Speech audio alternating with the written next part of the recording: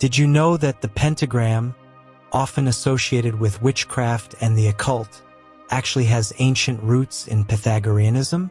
This five-pointed star was originally a symbol of health and harmony, representing the elements of earth, air, fire, water, and spirit. Its use in rituals and magic came centuries later, shifting its meaning in popular culture. Surprisingly, the pentagram was once seen as a protective emblem, not a sinister one. This transformation reflects society's evolving attitudes toward the mystical, making the pentagram a fascinating topic worth exploring, from its origins to its modern interpretations in various spiritual practices. Occult symbols have captivated human imagination for centuries, serving as gateways to hidden knowledge and spiritual realms. From ancient hieroglyphs to modern sigils, these symbols encapsulate complex ideas and beliefs, often shrouded in mystery. Understanding their meanings and origins is essential, as it reveals the cultural and historical contexts that shaped them. Many symbols, once benign or protective, have been misinterpreted or demonized over time. By delving into the world of occult symbols, we not only uncover their intriguing nature, but also gain insight into humanity's quest for meaning, connection, and the mysteries that lie beyond the surface of everyday life. The pentagram, a five-pointed star, stands as one of the most iconic symbols in the realm of occultism and spirituality. Its journey through history is rich and complex, encompassing various cultures and interpretations. Historical origins, ancient civilizations. The pentagram's earliest known use can be traced back to ancient Mesopotamia, around 3000 BCE. Here, it was often associated with the goddess Inanna, symbolizing the five visible planets: Mercury, Venus, Mars, Jupiter, and Saturn. This connection to celestial bodies gave the pentagram a cosmological significance, representing harmony and the interconnectedness of the universe. In ancient Greece, the pentagram was adopted by the Pythagoreans, a philosophical school founded by Pythagoras around 500 BCE. For them, the pentagram symbolized health and well-being, encapsulating their belief in the mathematical order of the cosmos. The Pythagoreans viewed the pentagram as a symbol of perfection, correlating its 5 points with the 5 elements: earth, air, fire, water, and spirit. This interpretation highlights the pentagram's role as a bridge between the material and spiritual realms. Medieval and Renaissance periods. The Middle Ages marked a significant shift in the perception of the pentagram. Once a symbol of harmony, it became associated with witchcraft, the occult, and heretical practices. The Christian Church viewed the pentagram with suspicion, linking it to paganism and the dark arts. This shift was largely influenced by the rise of superstitions surrounding witchcraft during this period, which intensified the negative connotations associated with the symbol. During the Renaissance, scholars and occultists began to revive interest in ancient texts and esoteric knowledge. The pentagram re-emerged as a symbol of protection and magic, often used in talismans and amulets. Alchemists and magicians incorporated the pentagram into their practices, believing it could ward off evil spirits and attract positive energies. Symbolism and interpretations. The pentagram's 5 points have been interpreted in various ways, each adding depth to its symbolism. The elements. One of the most prevalent interpretations of the pentagram is its representation of the 4 classical elements: earth, air, fire, and water, along with spirit. Each point of the star corresponds to these elements, illustrating the interconnectedness of all aspects of existence. Earth. The lower point symbolizes stability, grounding, and material existence. Air. The left point represents intellect, communication, and the breath of life. Fire. The upper point signifies energy, transformation, and passion. Water. The right point stands for emotions, intuition, and fluidity. Spirit. The top point, when oriented upward, connects to the divine or higher consciousness, reflecting the aspiration for spiritual enlightenment, protection, and warding off evil. The pentagram has long been regarded as a protective symbol.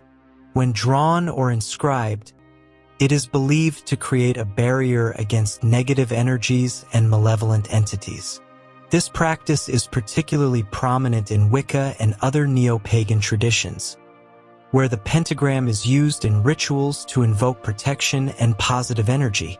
In Wiccan practices, the pentacle, a pentagram enclosed within a circle, is often employed as a tool for focusing energy during spell work.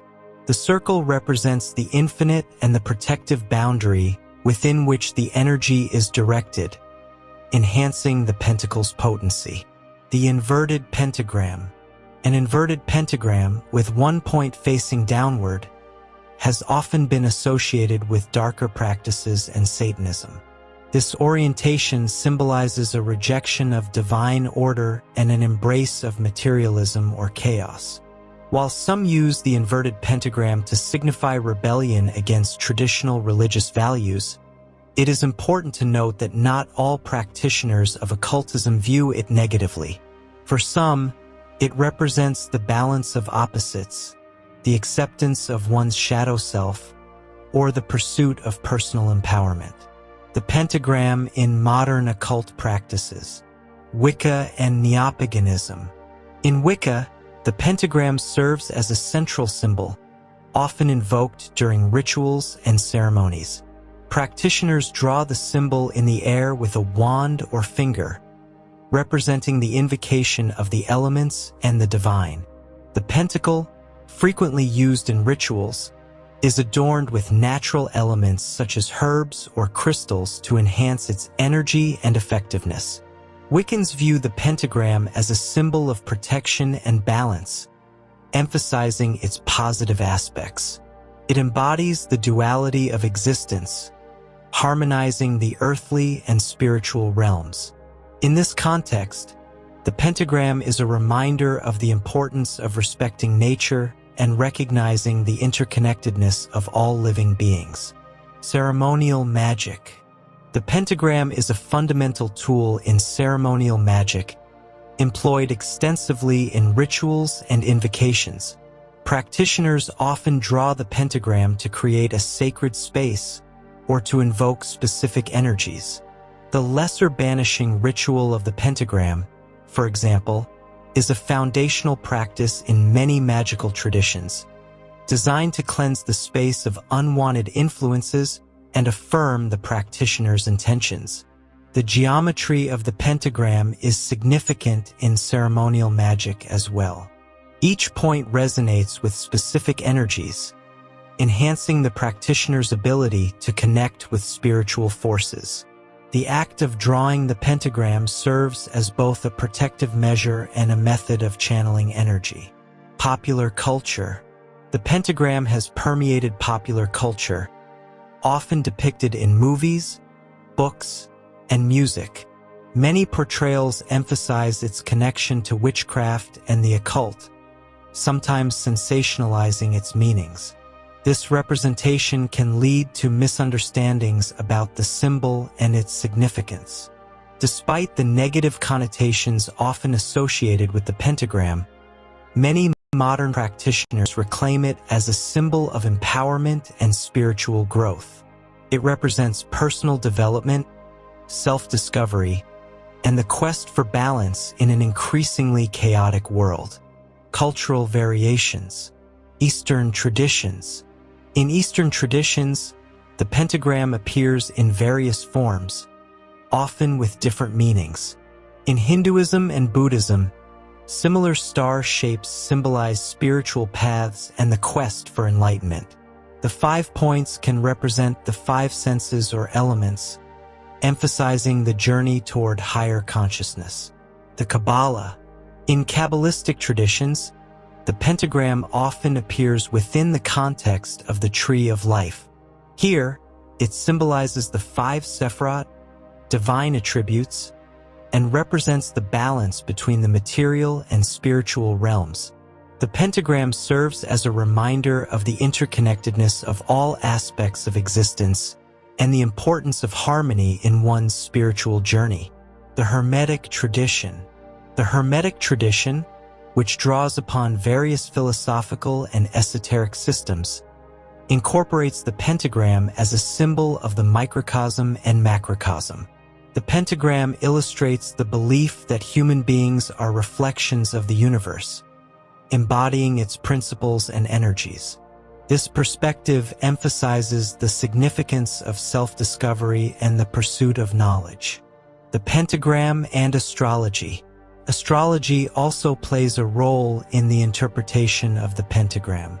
Each point of the star can be associated with specific astrological signs or planets, further enriching its symbolism. For example, the star may represent the following: Earth, Taurus, Virgo, Capricorn; Air, Gemini, Libra, Aquarius; Fire, Aries, Leo, Sagittarius; Water, Cancer, Scorpio, Pisces; Spirit, often linked to the higher self or the collective unconscious. This astrological connection enhances the pentagram's function as a tool for understanding the cosmos and one's place within it. The pentagram in alchemy. In alchemical symbolism, the pentagram frequently appears as a representation of the 5 classical elements and the process of transformation. Alchemists believed that the pentagram embodied the principles of creation and dissolution, reflecting the cyclical nature of existence. The pentagram's geometry also aligns with the concept of the Philosopher's Stone, a symbol of ultimate wisdom and enlightenment. The Philosopher's Stone. The Philosopher's Stone is often depicted as a pentagram or pentacle, representing the alchemical process of transforming base metals into gold and achieving spiritual enlightenment. This transformation parallels the journey of the individual towards self-realization and the attainment of a higher state of consciousness. The Ankh. The Ankh, often referred to as the Key of Life or the Cross of Life, is one of the most recognizable symbols of ancient Egypt and an enduring emblem in the study of occultism and spirituality. This fascinating symbol, which resembles a cross with a loop at the top, carries rich meanings and an intricate history that spans thousands of years. The Ankh first emerged in ancient Egyptian civilization around 3000 BCE, becoming one of the most prominent symbols during the dynastic periods. Often depicted in hieroglyphs, the Ankh represented life, immortality, and the divine, and it frequently appeared in tomb paintings, amulets, and other artifacts associated with the afterlife. In ancient Egyptian mythology, the Ankh was closely associated with several deities. Most notably, it was linked to Osiris, the god of the afterlife, resurrection, and the underworld. As the ruler of the dead, Osiris was often depicted holding the Ankh, symbolizing his power to grant life after death. The Ankh was also associated with Isis, Osiris's wife, who represented motherhood and fertility, further reinforcing its connotations of life and regeneration. The Ankh's significance as a symbol of life and immortality is reflected in its use in funerary practices. Ancient Egyptians believed in an afterlife where the soul would continue to exist, and the Ankh served as a protective symbol for the deceased. It was commonly inscribed on tombs and placed in burial sites to ensure safe passage through the afterlife. The shape of the Ankh itself is thought to convey the idea of life. The loop at the top represents the womb or the concept of the divine, while the cross symbolizes the physical world, This duality embodies the connection between the earthly and the spiritual realms, emphasizing the belief in life beyond death. The Ankh symbolism extends beyond its connection to ancient Egyptian religion. It has been interpreted in various ways throughout history, each adding depth to its meaning. The Ankh consists of a circle atop a vertical line crossed by a horizontal line. This geometric composition has been interpreted in multiple ways. Circle. The loop at the top represents eternity, unity, and the divine. It symbolizes the infinite nature of life and the cyclical aspects of existence: birth, death, and rebirth. Cross. The vertical and horizontal lines embody the physical world. The vertical line signifies the connection between heaven and earth, while the horizontal line represents the material plane. Together, these elements illustrate the balance between the spiritual and physical realms, emphasizing the belief that life is a continuous cycle. The Ankh is also associated with fertility and creation. In ancient Egypt, it was often depicted in the hands of deities and pharaohs, symbolizing their divine ability to create and sustain life. The Ankh's connection to fertility is particularly strong in representations of Isis, who is often shown holding the Ankh while nursing her son, Horus. In this context, the Ankh serves as a reminder of the nurturing aspects of life and the importance of motherhood. Its use in fertility rituals and practices further underscores its significance as a symbol of new beginnings and growth. The Ankh was believed to possess protective qualities, serving as a talisman against evil spirits and misfortune. Many ancient Egyptians wore Ankh amulets as a form of protection, believing that it would safeguard them in life and ensure a favorable afterlife. In modern occult practices, the Ankh has been reclaimed as a symbol of protection and spiritual empowerment. Practitioners often use it in rituals to invoke the energies of life and to create a protective barrier against negative influences. In contemporary neo-pagan and Wiccan practices, the Ankh has found a place as a symbol of life, fertility, and the divine feminine. It is often used in rituals and ceremonies to honor the cycles of nature and the interconnectedness of all living beings. The Ankh serves as a reminder of the importance of respecting the earth and recognizing the sacredness of life.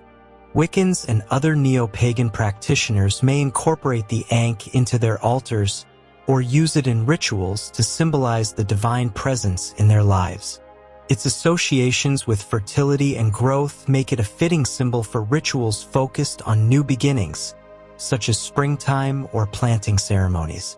The Ankh has also been embraced by various esoteric traditions, including Theosophy and Hermeticism.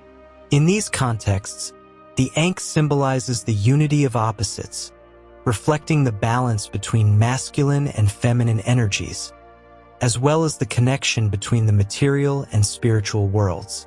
Esoteric practitioners may use the Ankh in meditative practices, focusing on its energy to facilitate spiritual growth and understanding.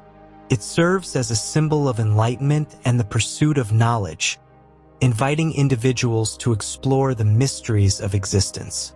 In various African spiritual traditions, the Ankh is recognized as a symbol of life and vitality. It is often associated with ancestral worship and the belief in the continuation of the soul after death. The Ankh serves as a bridge between the living and the ancestors, emphasizing the importance of honoring one's heritage and lineage. Many African practitioners incorporate the Ankh into their rituals and ceremonies, using it as a focal point for connecting with their ancestors and invoking their guidance. Its representation of life and continuity resonates deeply within these cultural contexts. The Ankh has inspired countless artistic representations throughout history. In ancient Egyptian art, it frequently appears in tomb paintings, sculptures, and jewelry, often depicted in the hands of gods and pharaohs. These representations emphasize its importance as a symbol of life and divinity. In modern art, the Ankh has become a popular motif, often used in tattoos, jewelry, and graphic design. Its striking shape and deep symbolism make it an appealing choice for those seeking to express their connection to spirituality, life, and empowerment. The Ankh has also made its way into popular culture, appearing in films, literature, and music. It is often associated with themes of immortality and the afterlife, reflecting its ancient origins and continued relevance in contemporary spiritual discourse. For example, in films that explore themes of ancient Egypt or the occult, the Ankh is frequently employed as a visual shorthand for life and death. Its presence often evokes a sense of mystery and connection to ancient wisdom. The Ankh shares similarities with crosses from other cultures, highlighting the universal themes of life, death, and transcendence. For instance, the Christian cross symbolizes the crucifixion of Jesus Christ and the promise of eternal life. While the contexts differ, both symbols convey the idea of a connection between the earthly and the divine. In Eastern traditions, similar symbols exist that embody comparable meanings. The Taoist yin-yang symbol, for example, represents the balance of opposites and the interconnectedness of all things. These cross-cultural parallels underscore the Ankh's place within a broader tapestry of human spirituality. In Buddhist symbolism, the Wheel of Dharma represents the cycle of birth, death, and rebirth, similar to the Ankh's associations with life and immortality. Both symbols emphasize the importance of understanding the cycles of existence and the quest for enlightenment. The Seal of Solomon. The Seal of Solomon, often depicted as a hexagram or a pentagram enclosed within a circle, is a powerful symbol rich in history, mythology, and esoteric significance. Associated with King Solomon of ancient Israel, this emblem has become a focal point in various occult traditions, symbolizing divine wisdom, protection, and the mastery over spiritual forces. The Seal of Solomon is intrinsically linked to King Solomon, a prominent figure in the Hebrew Bible known for his wisdom, wealth, and building projects, including the First Temple in Jerusalem. According to biblical accounts, Solomon was granted divine wisdom by God, enabling him to rule justly and make astute judgments. The legend of the Seal of Solomon suggests that it was a magical signet ring bestowed upon him, granting him the ability to control demons and communicate with animals. The biblical narrative does not provide a detailed description of the seal itself, but various apocryphal texts and later interpretations elaborate on its significance. The Testament of Solomon, a pseudepigraphal text believed to have been written in the first few centuries CE, describes how Solomon used the seal to bind demons and compel them to assist him in building the temple. The Seal of Solomon has been represented in different forms throughout history, with the hexagram, six-pointed star, and pentagram, five-pointed star, being the most common. The hexagram, often referred to as the Star of David in Jewish tradition, symbolizes the union of opposites, male and female, heaven and earth, reflecting the balance and harmony inherent in the universe. The pentagram, on the other hand, has been associated with the elements and the human spirit. In some interpretations, the two symbols are used interchangeably, with the Seal of Solomon embodying the synthesis of both. The Seal of Solomon's symbolism extends beyond its association with King Solomon, encompassing a range of meanings that have evolved over time. At its core, the Seal of Solomon represents divine authority and wisdom. It embodies the idea that true power comes from understanding and mastering both the material and spiritual realms. In this context, the seal serves as a reminder of the importance of wisdom in leadership and decision-making. One of the most prominent aspects of the Seal of Solomon is its association with the control of spirits and demons. According to various occult traditions, the seal grants its bearer the ability to summon, bind, and command supernatural entities. This aspect is particularly significant in ceremonial magic, where practitioners seek to harness the energies of the spiritual realm for specific purposes. The legend of Solomon commanding demons to build the temple illustrates the belief that knowledge and wisdom can be wielded as tools for achieving one's goals. In this sense, the seal symbolizes not only power but also responsibility, as mastery over spiritual forces requires ethical considerations. The Seal of Solomon is also regarded as a protective emblem. It is believed to ward off negative energies, evil spirits, and misfortune.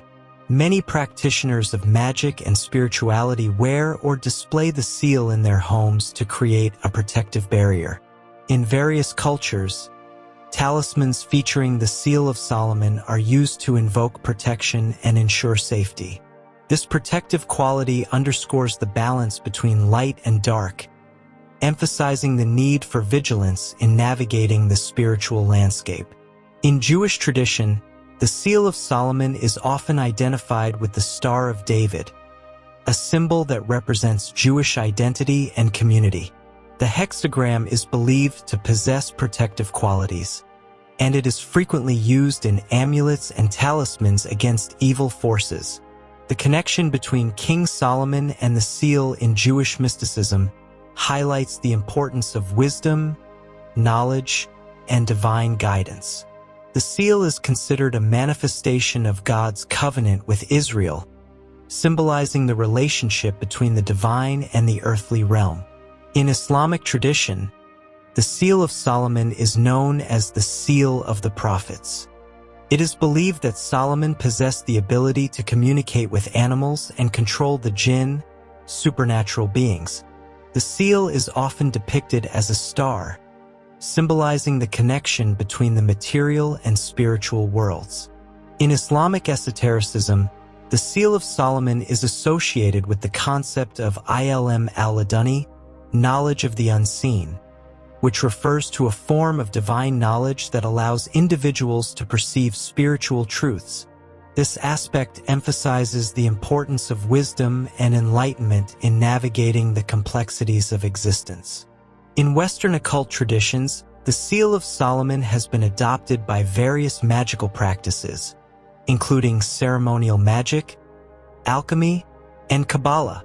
The hexagram is frequently used in rituals and spells to invoke protection, balance energies, and connect with higher spiritual realms. The seal's geometric shape is believed to hold inherent power, and practitioners may draw or inscribe it during rituals to create a sacred space. Its association with the elements earth, air, fire, and water further enhances its significance in magical workings. One of the most famous texts associated with the Seal of Solomon is the Lesser Key of Solomon, a grimoire attributed to King Solomon. This text outlines various magical practices and rituals for summoning and controlling spirits, demons, and other supernatural entities. The seal is often invoked during these rituals as a means of establishing authority and protection. The Lesser Key of Solomon is divided into several sections, including the Ars Goetia, which details the names, ranks, and characteristics of 72 demons that can be summoned. Practitioners of ceremonial magic often use the seal to bind these entities, emphasizing the importance of wisdom and ethical considerations in the practice of magic. In addition to its representation as a hexagram or pentagram, the Seal of Solomon is often used in the creation of sigils, symbols that represent specific intentions or desires. Practitioners may inscribe the seal alongside other symbols to enhance the potency of their magical workings. The act of creating a sigil with the Seal of Solomon symbolizes the practitioner's desire to harness the energies of wisdom and protection. This practice underscores the belief that intention and focus are essential components of effective magic. In contemporary neo-pagan and Wiccan practices, the Seal of Solomon has been embraced as a symbol of empowerment and spiritual growth. Its associations with wisdom, protection, and mastery over spiritual forces resonate with practitioners seeking to deepen their connection to the divine. The seal is often incorporated into rituals aimed at invoking protection, balance, and harmony. Many practitioners view the Seal of Solomon as a representation of their own journey towards self-discovery and enlightenment, using it as a focal point for meditation and reflection. The Seal of Solomon has permeated popular culture, appearing in literature, films, and art. Its association with magic and the supernatural often evokes themes of power, wisdom, and the quest for knowledge. Many modern interpretations emphasize the seal's protective qualities, portraying it as a symbol of strength and resilience. In various fantasy genres, the Seal of Solomon is frequently depicted as an artifact of immense power, capable of controlling demons or granting access to hidden knowledge. These portrayals, while often sensationalized, reflect the enduring fascination with the symbol and its historical significance. The geometric nature of the Seal of Solomon, whether represented as a hexagram or pentagram, carries profound symbolic meaning. Geometric shapes have long been associated with spiritual principles, reflecting the underlying order of the universe. Hexagram. The six-pointed star symbolizes the union of opposites, embodying the balance between masculine and feminine energies, as well as the integration of the physical and spiritual realms. Pentagram. The five-pointed star represents the elements and the human spirit, emphasizing the connection between the individual and the cosmos. Both shapes serve as reminders of the importance of harmony and balance in life, reinforcing the idea that true power arises from understanding and mastering the interconnectedness of all things. In alchemical traditions, the Seal of Solomon is sometimes compared to the concept of the Philosopher's Stone, a symbol of transformation and enlightenment. Just as the seal embodies the mastery over spiritual forces, the Philosopher's Stone represents the quest for knowledge and the attainment of spiritual wisdom. Both symbols emphasize the importance of inner growth and self-discovery, inviting individuals to explore the depths of their own consciousness and the mysteries of existence. The Ouroboros. The Ouroboros, a serpent or dragon eating its own tail, is one of the most ancient and potent symbols in the realm of occultism and spirituality. This iconic image represents cycles, eternity, and the interconnectedness of all things. Its origins can be traced back to various cultures, and its meanings have evolved over millennia, making it a rich symbol for exploration. The earliest known representation of the Ouroboros can be traced back to ancient Egypt, around 1600 BCE. It appeared in the Book of the Dead, where it symbolized the cyclical nature of life, death, and rebirth. The image of a serpent coiling around itself was often associated with the sun god Ra, who was believed to be reborn each morning. This connection to solar cycles further emphasized the themes of renewal and eternal life. In Egyptian mythology, the Ouroboros was sometimes depicted alongside other deities, reinforcing its association with the divine order of the universe. The symbol represented the idea that everything is interconnected and that life is a continuous cycle of creation and destruction. The Ouroboros found its way into Greek philosophy, particularly in the works of philosophers like Heraclitus and later Gnostics. Heraclitus famously stated that everything flows, emphasizing the idea of constant change and the unity of opposites. The Ouroboros, with its self-consuming nature, illustrated this concept perfectly, symbolizing the inseparability of life and death, creation, and destruction. In Gnostic traditions, the Ouroboros represented the cycle of life and the quest for spiritual knowledge. It was often associated with the divine feminine and the mystical union of opposites. The Gnostics viewed the Ouroboros as a representation of the cosmos itself, embodying the idea that all things are connected and that the material world is a reflection of the spiritual. During the medieval period, the Ouroboros became a significant symbol in alchemical traditions. Alchemists viewed it as a representation of the philosopher's stone, the ultimate goal of alchemical transformation. The Ouroboros symbolized the process of turning base materials into gold and achieving spiritual enlightenment. In alchemical texts, the Ouroboros was often depicted surrounding a circle or an egg, symbolizing the unity of the material and spiritual realms. This imagery reinforced the idea that transformation and rebirth are essential elements of the alchemical process. The Ouroboros thus became synonymous with the cyclical nature of existence and the eternal quest for wisdom. The Ouroboros is rich in symbolism, encompassing various themes that resonate across cultures and epochs. At its core, the Ouroboros symbolizes eternity and the cyclical nature of existence. The act of a serpent consuming its own tail represents the endless cycles of life, death, and rebirth. This interpretation emphasizes the idea that all things are in a constant state of flux and that endings are merely new beginnings. In many spiritual traditions, this cyclical concept is central to understanding the nature of reality. The Ouroboros serves as a reminder that life is an ongoing journey, and each cycle brings opportunities for growth and transformation. The Ouroboros embodies the concept of the unity of opposites, illustrating how seemingly contradictory forces can coexist harmoniously. The serpent's dual nature, both predator and prey, symbolizes the interconnectedness of life and death, good and evil, creation and destruction. This theme is prevalent in various philosophical and spiritual traditions. For example, in Taoism, the yin-yang symbol represents the balance between opposing forces, much like the Ouroboros.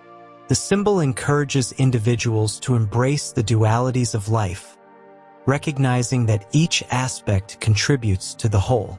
The act of the serpent consuming its own tail also serves as a metaphor for self-reflection and the pursuit of inner wisdom. It invites individuals to look inward, confront their shadows, and embrace their complete selves. This journey of self-discovery is essential for personal growth and spiritual development. In contemporary spirituality, the Ouroboros is often used as a symbol for introspection and the quest for knowledge. Many practitioners incorporate it into meditation and ritual practices, seeking to connect with their inner selves and gain insights into their life experiences. In neo-pagan and Wiccan traditions, the Ouroboros is embraced as a symbol of the cycles of nature and the interconnectedness of all living beings. It is often used in rituals that celebrate the changing seasons, emphasizing the importance of honoring the natural rhythms of life.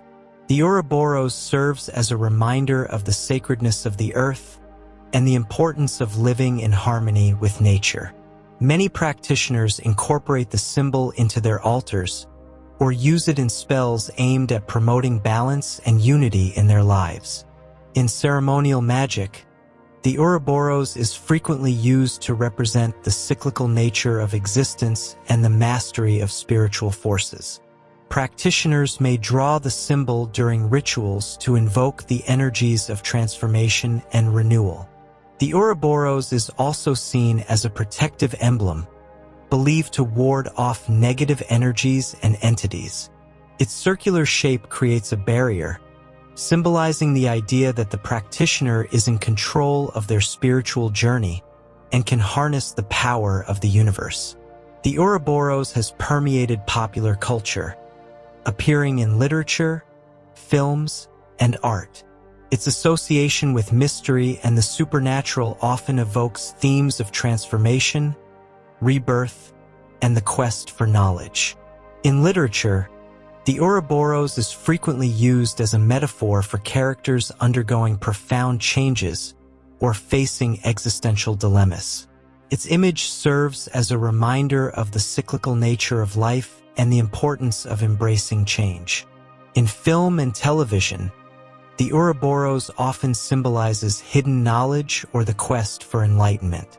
Characters may encounter the symbol as they seek to understand their past or navigate the complexities of their existence. The Ouroboros shares similarities with the mythical phoenix, a bird that rises from its ashes after being consumed by flames. Both symbols represent the themes of death and rebirth, highlighting the cyclical nature of existence. The phoenix embodies the idea of transformation and renewal, making it a fitting counterpart to the Ouroboros. In Buddhism, the Wheel of Dharma symbolizes the cycle of life, death, and rebirth, samsara. Similar to the Ouroboros, the Wheel of Dharma represents the interconnectedness of all beings and the importance of understanding the cycles of existence. Both symbols invite individuals to reflect on their lives and the choices they make in their spiritual journeys. The Ankh, an ancient Egyptian symbol representing life and immortality, also shares thematic connections with the Ouroboros. Both symbols emphasize the idea of continuity and the eternal nature of existence. The Ankh symbolizes the balance between life and death, while the Ouroboros illustrates the cyclical nature of these concepts. In alchemical traditions, the Ouroboros symbolizes the process of transformation and the quest for enlightenment. Alchemists often depicted the Ouroboros in their texts and illustrations, using it to represent the unity of the material and spiritual realms. The Ouroboros' circular shape signifies the completion of the alchemical process, where the practitioner achieves the philosopher's stone, an emblem of ultimate wisdom and transformation. The symbol serves as a reminder that the journey towards self-mastery is ongoing and that true enlightenment comes from understanding the cycles of life. In mystical traditions, the Ouroboros embodies the concept of the great work, the spiritual journey towards self-realization and enlightenment. It represents the integration of the self, where individuals confront their shadows and embrace their full potential. Many mystical practices incorporate the Ouroboros as a focal point for meditation and contemplation. By reflecting on the symbol, practitioners seek to gain insights into their own lives and the broader mysteries of existence. The Ouroboros has also been analyzed in psychological contexts, particularly by Swiss psychiatrist Carl Jung. Jung viewed the symbol as a representation of the self, the totality of the psyche that includes both conscious and unconscious aspects. The Ouroboros illustrates the process of individuation, where individuals integrate their various parts to achieve wholeness. Jung believed that the Ouroboros symbolizes the cyclical nature of psychological growth, where individuals continually confront and integrate their shadow aspects. This journey of self-discovery is essential for achieving a balanced and harmonious psyche. The concept of the shadow self, which refers to the repressed or hidden aspects of the personality, is closely related to the symbolism of the Ouroboros. By consuming its own tale, the Ouroboros invites individuals to confront their shadows and embrace the complexities of their identities. In modern psychological practices, the Ouroboros serves as a powerful reminder of the importance of self-acceptance and the ongoing journey of personal growth. Individuals are encouraged to explore the depths of their psyche, recognizing that true transformation comes from integrating all aspects of the self. Baphomet. Baphomet is a complex and multifaceted symbol that has garnered significant attention in occultism, mysticism, and contemporary culture. Often depicted as a goat-headed figure with both human and animal traits, Baphomet embodies a rich tapestry of meanings that spans history, philosophy, and spirituality. The earliest references to Baphomet date back to the Middle Ages, particularly during the Inquisition. The term Baphomet first appeared in connection with the Knights Templar, a medieval Christian military order. In the early 14th century, the Templars were accused of heresy, and many were tortured into confessing that they worshipped a mysterious figure named Baphomet. However, it is important to note that there is no substantial evidence linking the Templars to this figure. The accusations were likely fabricated to discredit them and seize their wealth and lands. The name Baphomet itself is believed to be a corruption of Muhammad, a term used by medieval Christians to refer to the Prophet Muhammad. This association reflects the broader fears and misunderstandings of Islam during the Crusades, reinforcing the idea of Baphomet as a symbol of the other and heretical beliefs. One of the core themes associated with Baphomet is the concept of duality and balance. The figure embodies both masculine and feminine qualities, highlighting the importance of integrating opposites. This duality is reflected in various aspects of the Baphomet symbolism. Masculine and feminine. Baphomet's human features juxtaposed with its goat's head symbolize the union of gender, transcending traditional binaries. Light and dark. Baphomet represents the coexistence of light and shadow, emphasizing that both are essential for a complete understanding of existence. Material and spiritual. The figure serves as a reminder that the physical and spiritual realms are interconnected, urging practitioners to seek harmony between the two. This emphasis on balance resonates with many spiritual and philosophical traditions, reinforcing the idea that true wisdom comes from embracing all aspects of existence. Baphomet is often viewed as a symbol of knowledge and enlightenment. In various occult traditions, the pursuit of wisdom is seen as a path to spiritual awakening. Baphomet's association with hidden knowledge and esoteric teachings invites individuals to explore the depths of their consciousness and seek understanding beyond the surface. The figure's connection to the caduceus, a symbol of Hermes, the Greek god of communication and knowledge, further underscores this theme. The caduceus represents the merging of opposites and the flow of energy, signifying the journey toward enlightenment. Baphomet has frequently been associated with Satanism, particularly due to its incorporation into the symbolism of the Church of Satan, founded by Anton LaVey in 1966. LaVey adopted Baphomet as a representation of the left-hand path, a term used to describe practices that emphasize individualism, self-deification, and the pursuit of personal power. In this context, Baphomet is viewed not as an embodiment of evil, but as a symbol of freedom, self-exploration, and the rejection of dogmatic beliefs. LaVey's interpretation emphasizes the importance of embracing one's desires and instincts, aligning with the broader themes of empowerment and authenticity. In contemporary neo-pagan and witchcraft traditions, Baphomet has found a place as a symbol of the divine and the interconnectedness of all life. Many practitioners view Baphomet as an archetype representing the balance of nature, embracing both the light and dark aspects of existence. Baphomet is often invoked in rituals aimed at personal transformation and empowerment. Its symbolism encourages individuals to explore their inner selves, confront their fears, and embrace their full potential.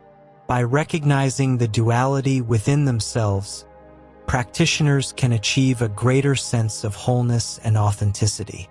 Thelema, a spiritual philosophy founded by Aleister Crowley, also incorporates Baphomet into its teachings.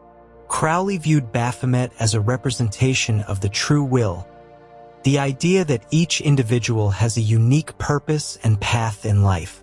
In this context, Baphomet symbolizes the journey towards self-discovery and the fulfillment of one's destiny. Crowley's writings often emphasize the importance of integrating the shadow self, the aspects of the personality that are repressed or denied.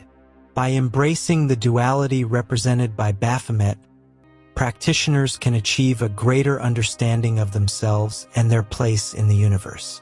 Baphomet has permeated popular culture, appearing in films, literature, music, and art. Its striking imagery and associations with the occult have made it a compelling symbol for various creative expressions. In many cases, Baphomet is used to evoke themes of rebellion, individualism, and the exploration of hidden knowledge. In contemporary music, for example, Baphomet has been adopted by numerous artists as a representation of defiance against societal norms and the embrace of personal freedom. This embrace of Baphomet often reflects a broader cultural fascination with the occult and esoteric traditions. The goat, as an animal associated with Baphomet, carries rich symbolism across various cultures. In many ancient societies, goats were linked to fertility, vitality, and the earth.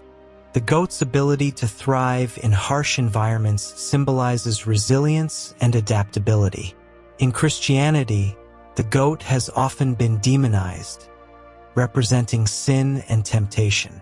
This association has contributed to Baphomet's reputation as a symbol of evil in certain contexts. However, in many pagan traditions, the goat is celebrated as a sacred creature, embodying life, nature, and the cycles of existence. Baphomet's symbolism also resonates deeply with Hermetic philosophy, which emphasizes the unity of opposites and the interconnectedness of all things. The Hermetic axiom, as above, so below, reflects this understanding, suggesting that the microcosm and macrocosm are reflections of each other. In this context, Baphomet serves as a reminder of the importance of balance and the need to integrate all aspects of existence.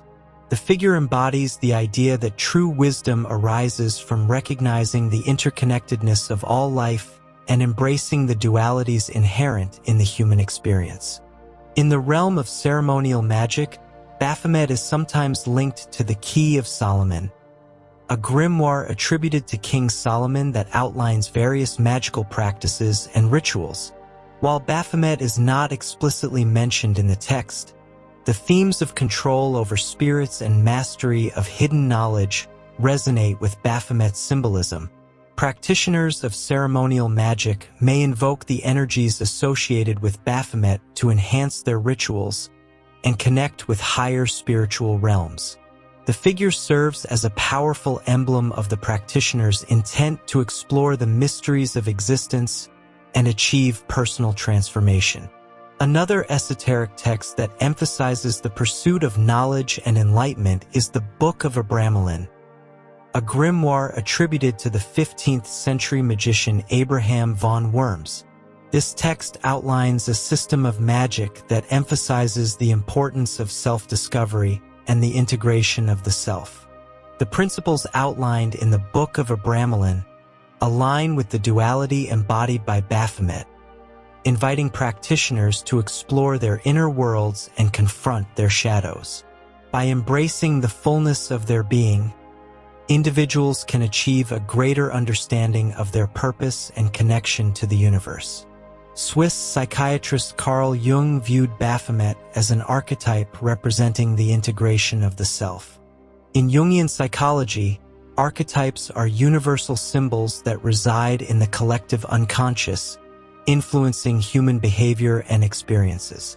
Baphomet's dual nature embodies the concept of the shadow self, which consists of repressed aspects of the personality.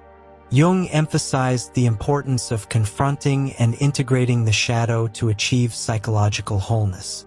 Baphomet serves as a powerful symbol for this process, encouraging individuals to embrace their complexities and find balance within themselves. The process of individuation, a key concept in Jungian psychology, involves the integration of various aspects of the self to achieve personal growth and self-realization. Baphomet's symbolism aligns with this journey, emphasizing the importance of acknowledging both light and shadow. By engaging with the duality represented by Baphomet, individuals can confront their fears, desires, and insecurities.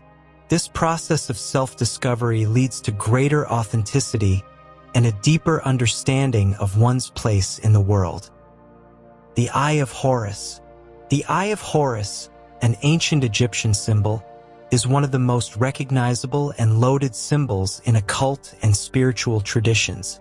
Often depicted as a stylized eye with distinctive markings, it represents protection, healing, and royal power. The Eye of Horus is deeply rooted in Egyptian mythology, specifically in the tales surrounding Horus, the sky god and the son of Isis and Osiris. According to myth, Horus lost his left eye during a battle with his uncle Set, the god of chaos and disorder. This eye was subsequently restored by the god Thoth, symbolizing healing and wholeness. The restored eye became a potent symbol of protection and was often used in amulets to safeguard against evil and promote healing. The Eye of Horus is also known as the Wedjat or Ujat, meaning that which is sound or whole. This name highlights its association with completeness and restoration, making it a powerful emblem in ancient Egyptian culture. The Eye of Horus is characterized by its unique features. The eye shape. The overall shape resembles a human eye, but its stylization incorporates various lines and markings that have specific meanings. The eyebrow and eyelashes. These elements symbolize protection and the divine nature of Horus. The spiral and lines. Each of the markings around the eye has specific interpretations, often related to the senses and the elements. These components collectively represent the idea of perception and awareness, extending beyond mere sight to encompass insight and spiritual understanding. One of the primary meanings of the Eye of Horus is protection. In ancient Egypt, it was commonly used in funerary practices, often placed on tombs and mummies to ensure safe passage into the afterlife. This protective quality extends to the living as well, where the eye was worn as an amulet to guard against evil spirits and misfortune. The healing aspect of the eye is equally significant.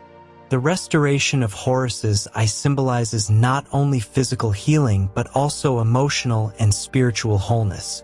In this context, the Eye of Horus serves as a reminder of the potential for recovery and renewal, encouraging individuals to seek balance and harmony in their lives. The Eye of Horus is also associated with wisdom and insight. As a symbol of perception, it encourages individuals to look beyond the surface and cultivate a deeper understanding of the world around them. This theme resonates with various spiritual traditions, where the pursuit of knowledge is seen as a path to enlightenment. In occult practices, the Eye of Horus is often invoked in rituals aimed at enhancing intuition and inner vision. Practitioners may use the symbol to connect with their higher selves or to gain insights into their spiritual journeys. In Egyptian cosmology, the Eye of Horus represents the principle of order and balance. It embodies the fight against chaos, symbolized by Set, and the establishment of harmony in the universe. This duality, order versus chaos, is a common theme in many spiritual traditions, where the eye serves as a reminder of the importance of balance in all aspects of life.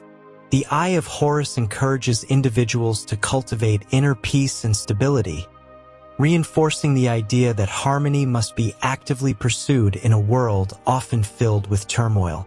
In ancient Egypt, the Eye of Horus was not merely a symbol. It was deeply integrated into religious practices and daily life. The symbol frequently appeared in jewelry, amulets, and artwork, reflecting its significance in both spiritual and secular contexts. The eye was associated with several deities, including Ra, the sun god, and Thoth, the god of wisdom and writing. The Eye of Horus also played a critical role in funerary rituals. It was believed to guide the deceased through the afterlife, protecting them from harm and ensuring their safe passage. This protective aspect made it a staple in burial practices, often painted on coffins or inscribed in tombs. The Eye of Horus was adopted by later cultures, including the Greeks and Romans, who recognized its significance as a symbol of protection and healing. In Greco-Roman contexts, the eye was often associated with the goddess Isis, who was revered for her healing powers and protective qualities. The symbol's influence can be seen in various artifacts and artworks from this period, where it served as a talisman against evil and misfortune. The Eye of Horus became a bridge between ancient Egyptian beliefs and the evolving spiritual landscapes of the Mediterranean world. In modern occult and esoteric traditions, the Eye of Horus has been embraced as a powerful symbol of spiritual insight and protection. Its associations with wisdom and enlightenment resonate with practitioners seeking to deepen their understanding of the mysteries of existence. The eye is often incorporated into rituals and practices aimed at enhancing intuition and psychic abilities.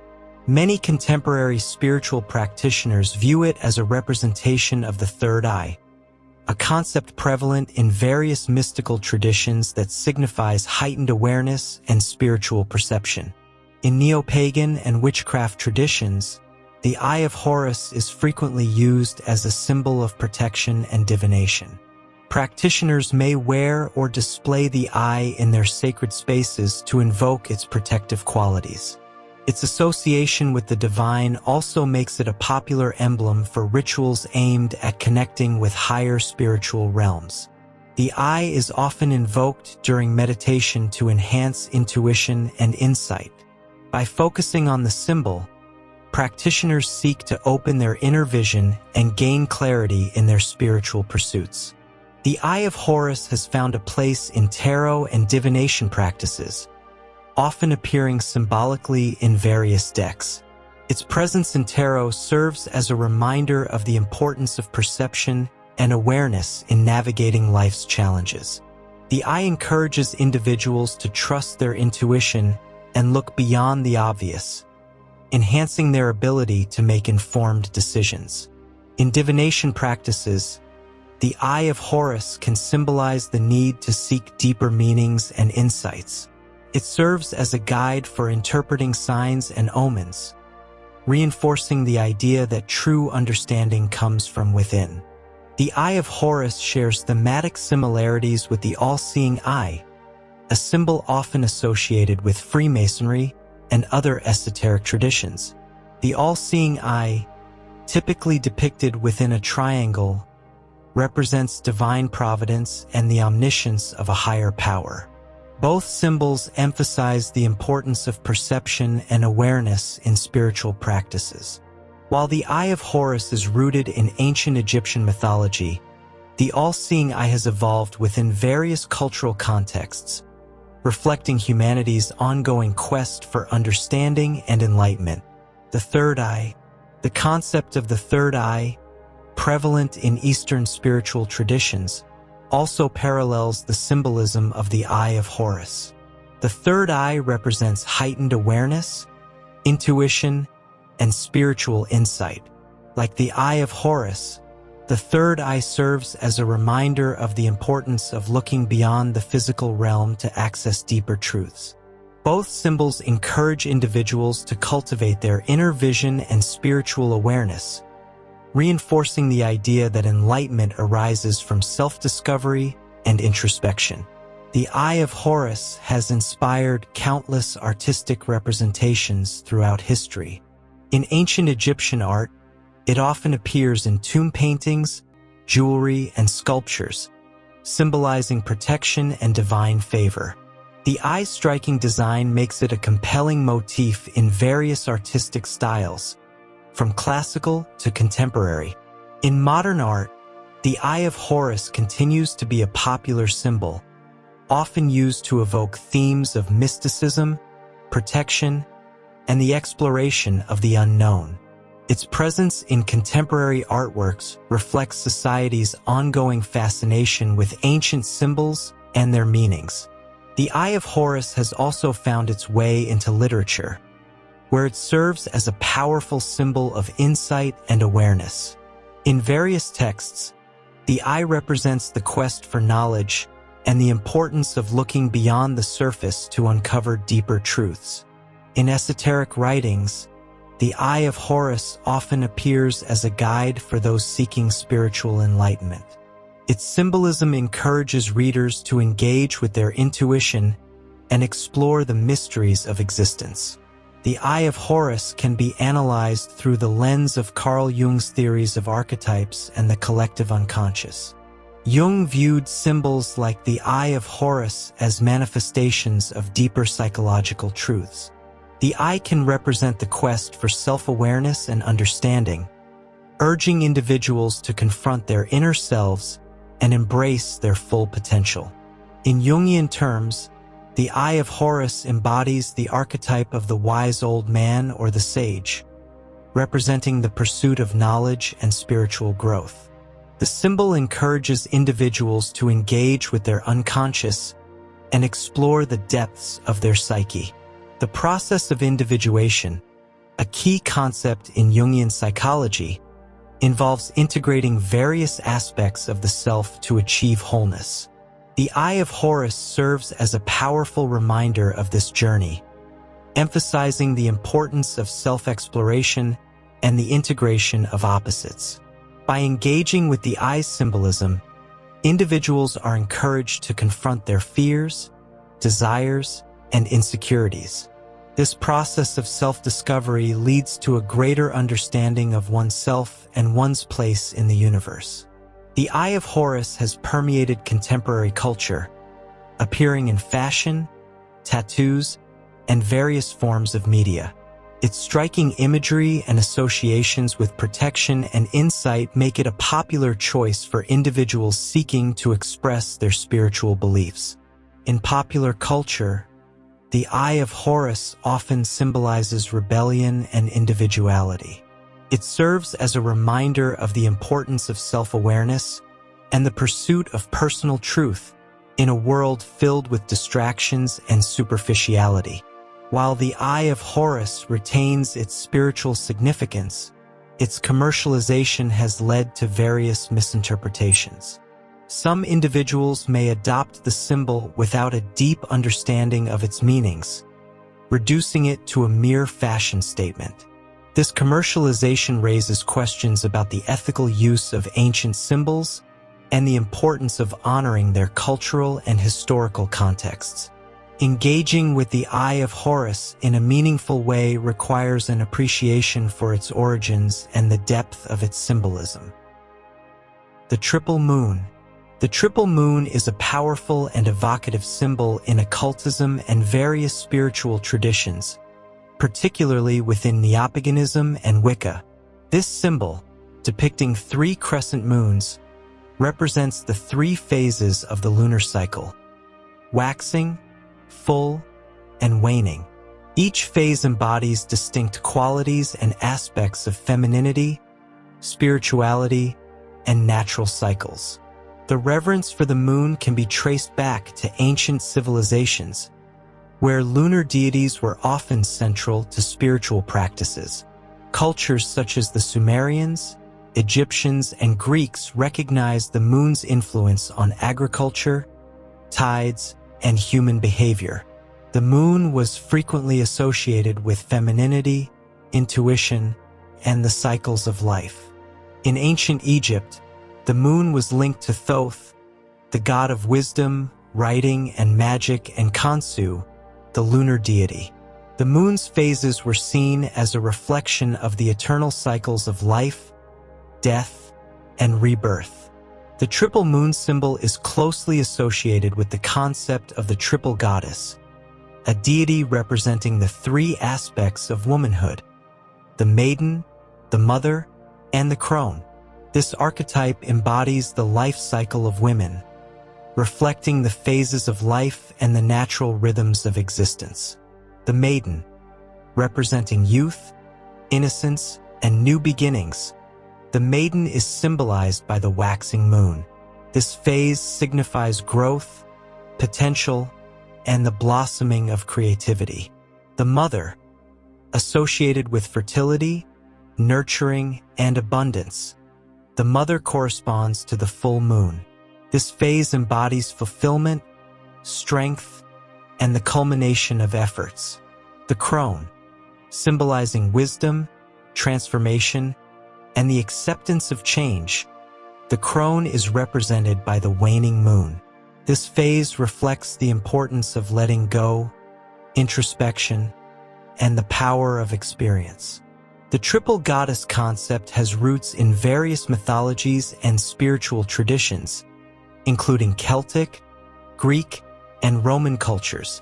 The symbol of the triple moon serves as a visual representation of this archetype, encapsulating the essence of femininity and the cyclical nature of life. The triple moon symbol visually depicts the three primary phases of the moon. 1. Waxing crescent moon. This phase symbolizes growth and new beginnings. It represents the maiden aspect of the triple goddess, highlighting the potential for creativity and the excitement of new ventures.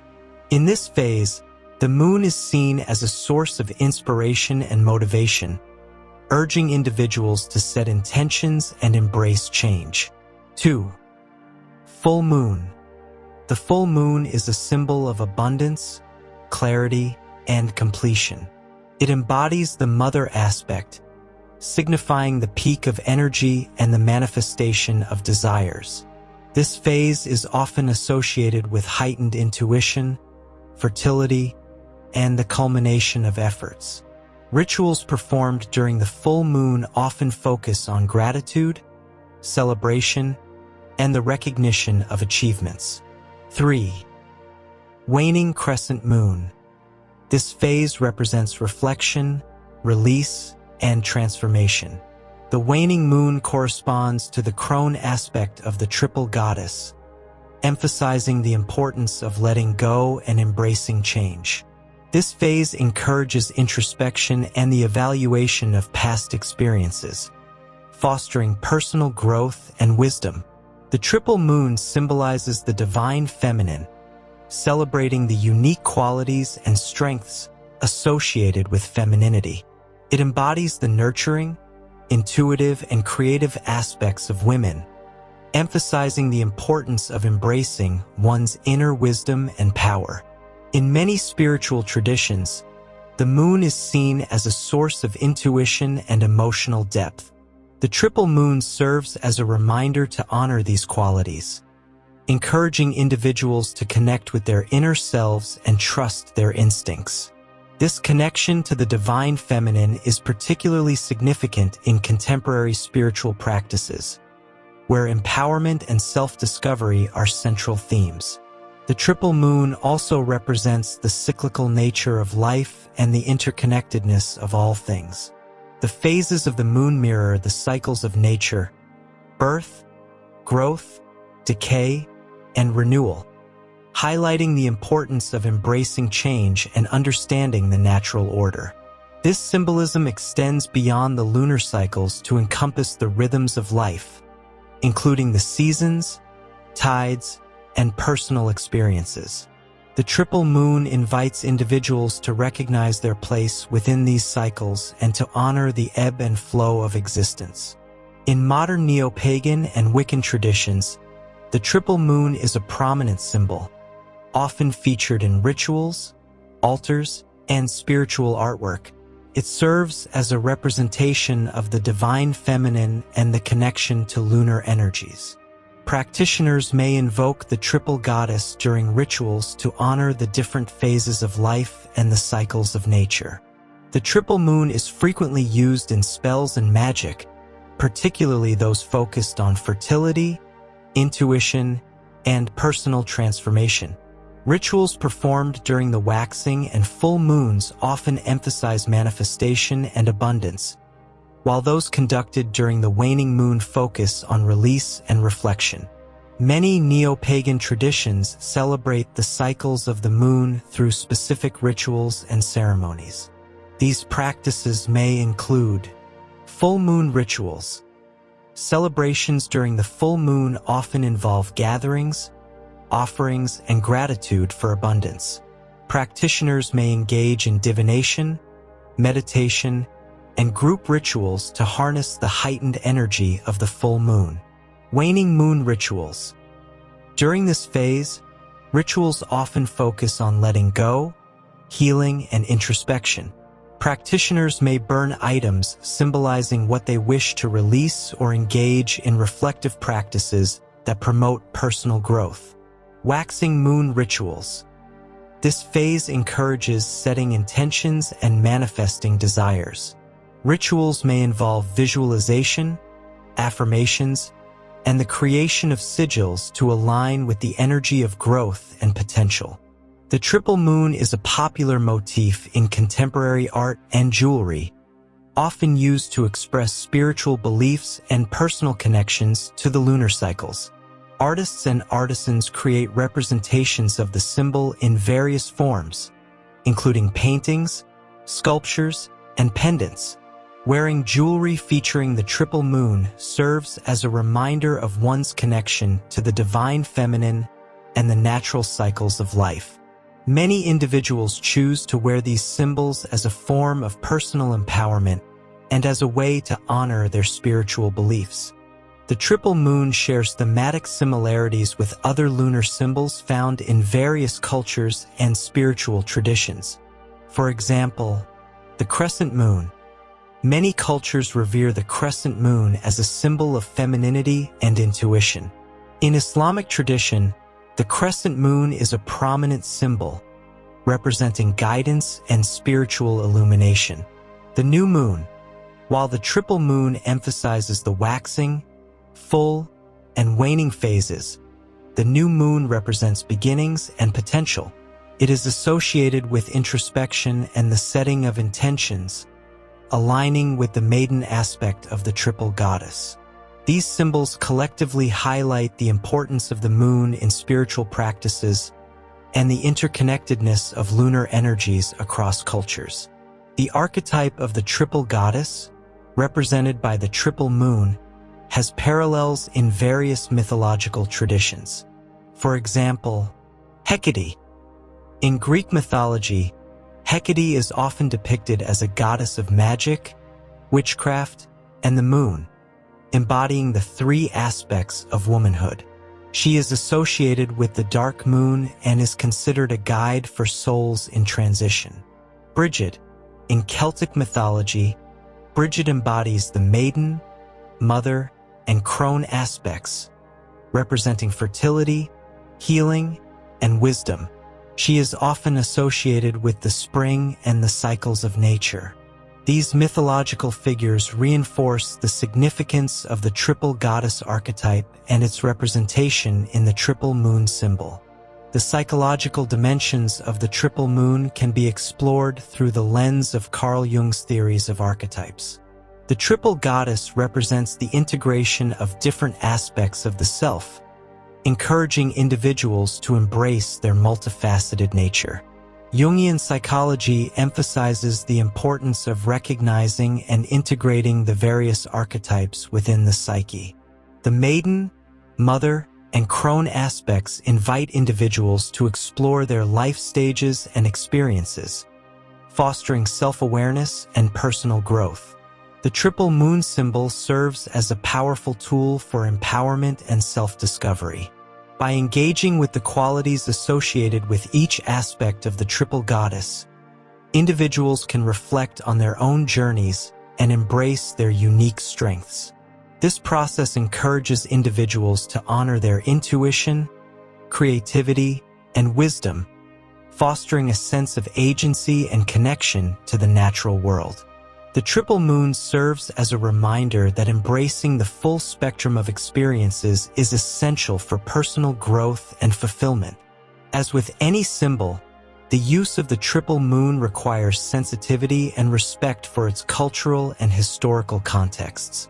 Practitioners should be aware of the origins and meanings associated with the symbol, ensuring that its use honors the traditions from which it arises. Engaging with the triple moon in a meaningful way involves understanding its significance within neopaganism and other spiritual practices. This approach fosters a deeper connection to the symbol and enriches the practitioner's experience. The ethical implications of working with lunar symbols extend to the intention behind their use.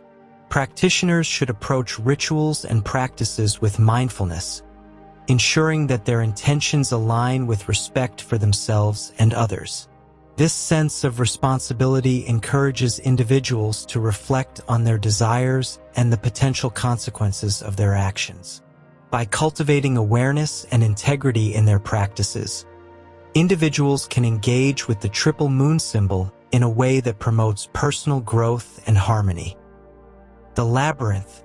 The Labyrinth, an intricate and often confusing structure, has served as a powerful symbol across various cultures and spiritual traditions.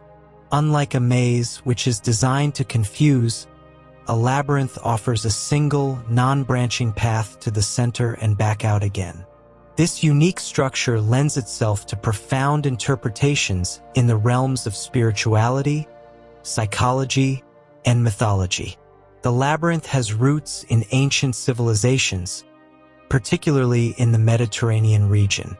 One of the most famous early examples is the Labyrinth of Knossos on the island of Crete, linked to the myth of the Minotaur.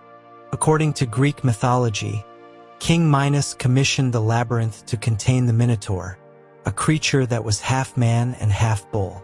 The labyrinth served as both a prison and a site of sacrifice, symbolizing the struggle between humanity and chaos. The story of Theseus and the Minotaur further illustrates the labyrinth's significance. Theseus entered the labyrinth, armed with a ball of thread provided by Ariadne, which allowed him to find his way back after confronting the Minotaur. This myth encapsulates themes of courage, ingenuity, and the journey into the unknown. The labyrinth thus becomes a metaphor for personal transformation, where the hero must face inner demons and emerge wiser. Labyrinths appear in various forms across different cultures. For example, Mesoamerican cultures. The Olmecs and Mayans created labyrinthine designs in their architecture and art, representing the journey through life and the underworld. Celtic traditions. The Celtic labyrinth, often depicted in stone carvings, symbolizes the spiritual journey toward enlightenment and self-discovery. The intricate paths reflect the complexity of life and the search for meaning. These diverse representations illustrate the labyrinth's universal appeal as a symbol of journey and transformation. At its core, the labyrinth symbolizes the journey inward, a path of self-discovery and introspection. Walking the labyrinth allows individuals to engage in deep reflection, confronting both fears and desires. This inward journey is often associated with spiritual growth, as individuals navigate the twists and turns of their psyche, ultimately reaching a center that represents clarity or enlightenment. The center of the labyrinth often symbolizes a place of revelation or divine connection. In many spiritual traditions, this central point represents the heart or soul, where one can encounter higher truths, inner wisdom, or the divine. The act of reaching the center signifies achieving a state of balance and understanding, allowing for personal transformation. Emerging from the labyrinth signifies the return to everyday life, but with newfound insights and clarity. This aspect of the labyrinth symbolizes the cyclical nature of life, birth, death, and rebirth.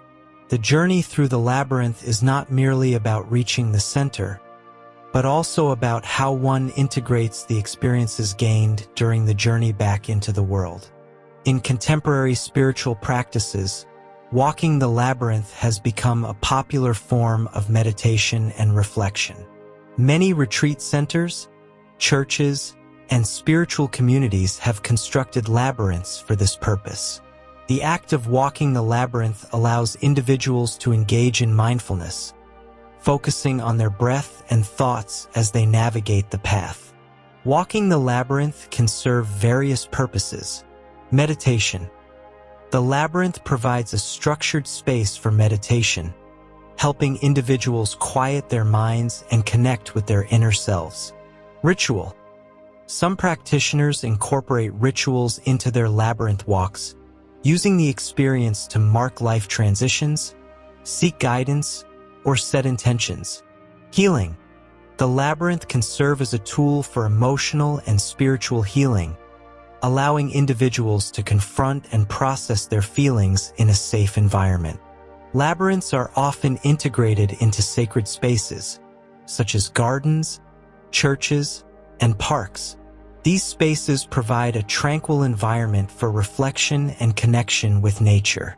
The physical act of walking a labyrinth in a serene setting enhances the spiritual experience, allowing individuals to engage more deeply with the symbolism of the labyrinth. The labyrinth can be analyzed through the lens of Carl Jung's theories of archetypes and the collective unconscious. Jung viewed the labyrinth as a symbol of the psyche, representing the complexities and depths of the human experience. The journey through the labyrinth reflects the process of individuation, where individuals confront their shadows and integrate various aspects of themselves. In Jungian psychology, the center of the labyrinth symbolizes the self, an archetype representing wholeness and unity. The journey toward the center and back out again mirrors the quest for self-knowledge and self-acceptance. The labyrinth also parallels the concept of the hero's journey, a narrative framework identified by Joseph Campbell. This framework outlines the stages of a hero's journey, including the call to adventure, the confrontation with challenges, and the return home transformed. The labyrinth serves as a metaphorical representation of this journey, where the hero or individual faces trials and tribulations while navigating the complexities of life. The experience of walking the labyrinth allows individuals to reflect on their personal journeys, fostering resilience and growth. The labyrinth has inspired countless artistic representations throughout history. Artists often use labyrinthine designs to convey themes of complexity, duality, and the search for meaning.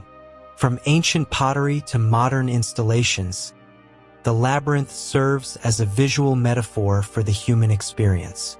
In literature, labyrinths frequently appear as settings that challenge characters to confront their fears and desires.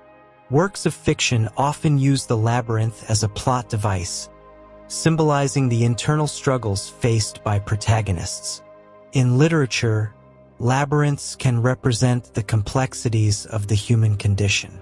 For instance, in Franz Kafka's works, labyrinthine structures often symbolize existential struggles and the search for identity.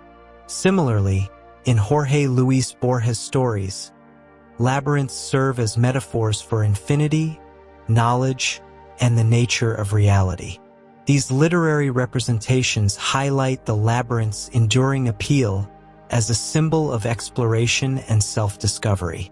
The labyrinth's significance extends across various cultures and spiritual traditions, each offering unique interpretations of its symbolism.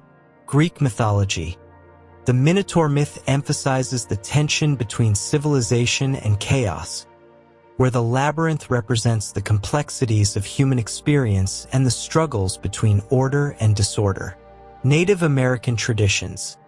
Some Native American cultures view labyrinths as symbols of the journey of life, representing the interconnectedness of all beings and the importance of honoring one's path.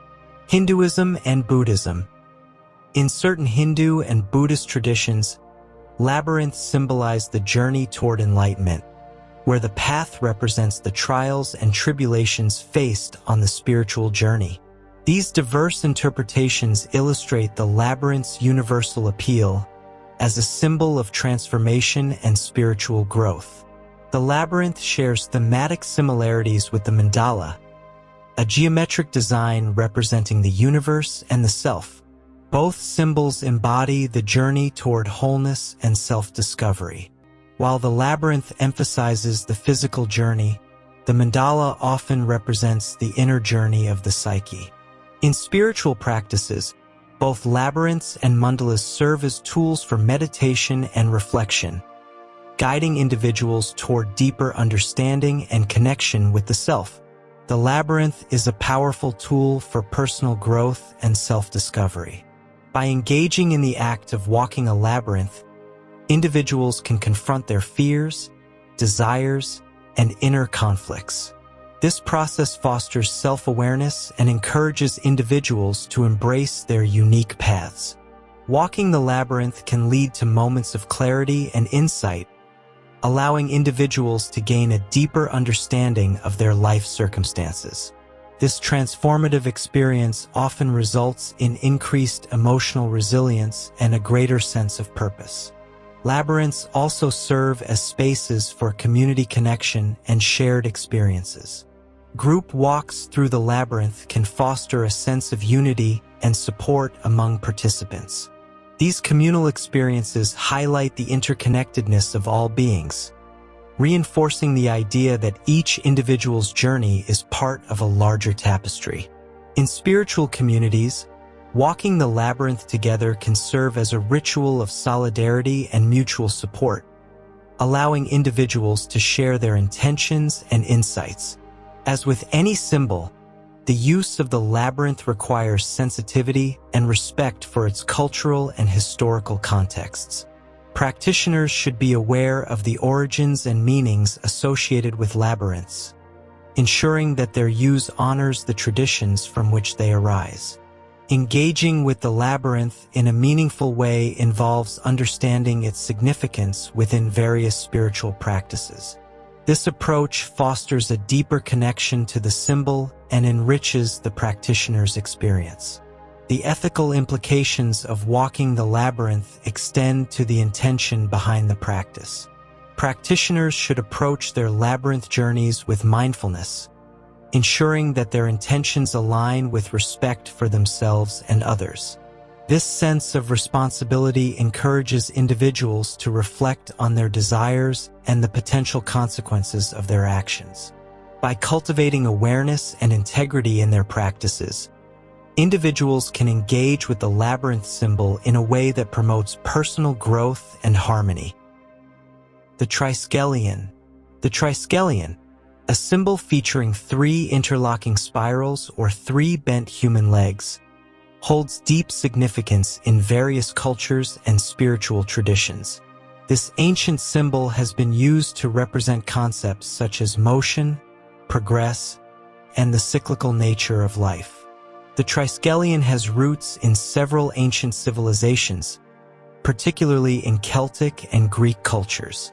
In ancient Greece, the symbol, known as the Triskelion, was associated with the Isle of Man and often represented motion, the 3 realms of existence, land, sea, and sky, and the interconnectedness of life. In Celtic culture, the Triskelion is frequently found in ancient stone carvings and artifacts, symbolizing the triadic nature of existence. The Celts believed in the significance of threes, which manifested in various aspects of their spirituality, including their gods, the 3 realms of land, sea, and sky, and the cycles of life. One of the most notable representations of the Triskelion is the Isle of Man, where it appears on the national flag. Here, the 3 legs symbolize strength and endurance, representing the island's resilience and connection to its maritime environment. The legs are often depicted in motion, emphasizing the idea of progress and dynamic energy. In ancient Greece, the Triskelion was associated with various deities, including the goddess Hecate, who represented magic, the moon, and the mysteries of life. The symbol was also linked to the concept of movement and the passage of time, embodying the cyclical nature of existence. In Roman culture, the significant in different spiritual and philosophical traditions. Life, death, and rebirth. The Triskelion symbolizes the cyclical nature of existence, reflecting the continuous processes of life, death, and renewal. This triadic concept is central to many spiritual beliefs, emphasizing the interconnectedness of all living things, mind, body, and spirit. In modern spiritual practices, the Triskelion often represents the harmony between the mind, body, and spirit. This triad underscores the importance of balance and integration in achieving holistic well-being. Past, present, and future. The Triskelion can also symbolize the continuum of time, highlighting the interdependence of past experiences, present actions, and future possibilities. The dynamic nature of the Triskelion, often depicted as spirals or legs in motion, symbolizes movement and progress. This aspect of the symbol reflects the idea of evolution and growth, encouraging individuals to embrace change and pursue their goals. In many spiritual practices, the Triskelion serves as a reminder to remain adaptable and open to new experiences. The symbol encourages individuals to move forward in their journeys, embracing the cyclical nature of life and the lessons learned along the way. The interlocking design of the Triskelion represents unity and integration. It signifies the interconnectedness of different aspects of existence, urging individuals to recognize the relationships between various elements in their lives. This symbolism resonates with the idea that all things are interconnected, and that understanding these connections is essential for personal and spiritual growth. In modern spirituality, the Triskelion serves as a reminder of the importance of community and collaboration. It encourages individuals to work together, recognizing that collective efforts can lead to greater achievements and deeper understanding. In neo-pagan and Wiccan traditions, the Triskelion is often embraced as a symbol of the divine feminine and the triple goddess. This connection highlights the significance of the three aspects of womanhood: the maiden, the mother, and the crone. Each aspect embodies different qualities and energies that contribute to the cycle of life. Practitioners may incorporate the Triskelion into rituals and spells, using it to invoke the energies of the triple goddess and to honor the cycles of nature. The symbol serves as a focal point for meditation and visualization, helping individuals connect with their inner wisdom and intuition. In Celtic spirituality, the Triskelion is a powerful symbol of the interconnectedness of life and the cycles of nature. It is often used in rituals that honor the earth, the seasons, and the natural world. The Triskelion encourages practitioners to recognize their connection to the land and to the cycles of life that govern it. Celtic traditions emphasize the importance of honoring the past and the ancestors, and the Triskelion serves as a reminder of the continuity of life and the lessons learned through generations. It encourages individuals to draw strength from their heritage while embracing the present and future. Many modern spiritual practitioners use the Triskelion as a tool for meditation and visualization. By focusing on the symbol, individuals can deepen their connection to their inner selves and explore the various aspects of their lives represented by the triadic structure. Meditative practices involving the Triskelion often include visualizing the spirals or legs in motion, symbolizing the flow of energy and the interconnectedness of mind, body, and spirit. This process can lead to insights, clarity, and a greater understanding of one's personal journey. The Triskelion can be analyzed through the lens of Carl Jung's theories of archetypes and the collective unconscious. Jung viewed symbols as representations of universal themes and patterns that resonate across cultures and time periods. In this context, the Triskelion embodies archetypal themes of transformation, integration, and the cyclical nature of existence. The symbol serves as a reminder of the importance of embracing change and recognizing the interconnectedness of all aspects of life. The Triskelion has inspired countless artistic representations throughout history. Artists often use the symbol to convey themes of movement, transformation, and the interconnectedness of life. From ancient artifacts to modern designs, the Triskelion serves as a visual metaphor for the human experience. In contemporary art, the Triskelion is often used to explore themes of identity, culture, and spirituality. Artists may incorporate the symbol into their works as a means of expressing their personal journeys and the complexities of existence. In literature, the Triskelion can represent the complexities of the human condition. Authors may use the symbol as a motif to explore themes of identity, change, and the cyclical nature of life. The Triskelion serves as a visual representation of the struggles and triumphs faced by characters on their journeys. Works of fiction often incorporate the Triskelion as a symbol of transformation, where characters navigate the twists and turns of their experiences, ultimately emerging stronger and more self-aware. The Triskelion shares thematic similarities with other triadic symbols found in various cultures and spiritual traditions. For example, the triple goddess. As mentioned earlier, the Triskelion is often associated with the triple goddess, representing the maiden, mother, and crone. This connection highlights the significance of feminine energy and the cycles of life. Yin and Yang. The concept of duality in the yin and yang symbol also resonates with the Triskelion's themes of balance and integration. While the yin and yang represent opposing forces, the Triskelion embodies the idea of unity within diversity. These symbols collectively highlight the importance of triadic structures in spiritual practices and the interconnectedness of various aspects of existence. The Triskelion shares thematic connections with the Labyrinth, another powerful symbol of journey and transformation. Both symbols emphasize the importance of personal growth and the cyclical nature of life. While the Labyrinth represents the journey inward and outward, the Triskelion highlights the interconnectedness of various aspects of existence. In spiritual practices, both the Triskelion and Labyrinth serve as tools for meditation and self-discovery, guiding individuals toward deeper understanding and connection with the self.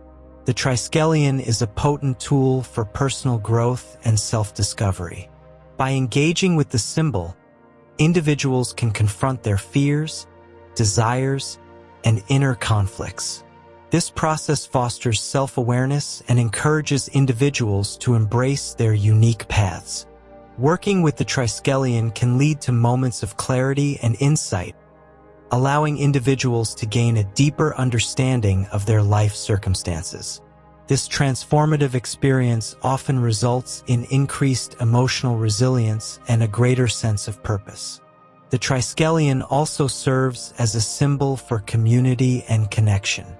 In group settings, practitioners may use the Triskelion to foster a sense of unity and shared purpose. The symbol encourages individuals to recognize their interconnectedness and the importance of collaboration in achieving common goals. In spiritual communities, the Triskelion can serve as a focal point for rituals and gatherings, reinforcing the idea that collective efforts can lead to greater understanding and personal growth. As with any symbol, the use of the Triskelion requires sensitivity and respect for its cultural and historical contexts. Practitioners should be aware of the origins and meanings associated with the symbol, ensuring that its use honors the traditions from which it arises. Engaging with the Triskelion in a meaningful way involves understanding its significance within various spiritual practices. This approach fosters a deeper connection to the symbol and enriches the practitioner's experience. The ethical implications of working with the Triskelion extend to the intention behind its use. Practitioners should approach their engagement with the symbol mindfully, ensuring that their intentions align with respect for themselves and others. This sense of responsibility encourages individuals to reflect on their desires and the potential consequences of their actions. By cultivating awareness and integrity in their practices, individuals can engage with the Triskelion in a way that promotes personal growth and harmony. The Rose Cross. The Rose Cross, a potent symbol in Western esotericism, blends the imagery of the rose and the cross to convey profound spiritual meanings. This emblem is often associated with various mystical traditions, including alchemy, Rosicrucianism, and Christian mysticism. The Rose Cross has its roots in early Christian symbolism. The cross itself is central to Christianity, representing the crucifixion of Jesus and the promise of salvation. The rose, often associated with love and divine beauty, appears throughout Christian art and literature. Early Christians used the rose as a symbol of the Virgin Mary, embodying purity and spiritual grace.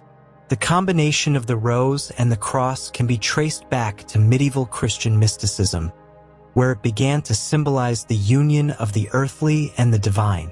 The rose represents the beauty of the divine love, while the cross signifies the trials and tribulations faced on the spiritual path. The Rose Cross gained prominence with the rise of the Rosicrucian movement in the early 17th century.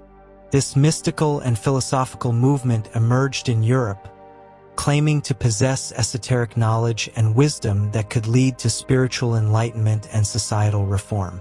The Rosicrucians produced a series of manifestos, including the Fama Fraternitatis and the Confessio Fraternitatis, which outlined their beliefs and practices. These texts emphasized the importance of inner transformation, alchemical processes, and the pursuit of knowledge. The Rose Cross became a central symbol for Rosicrucians, representing the synthesis of spiritual and material worlds.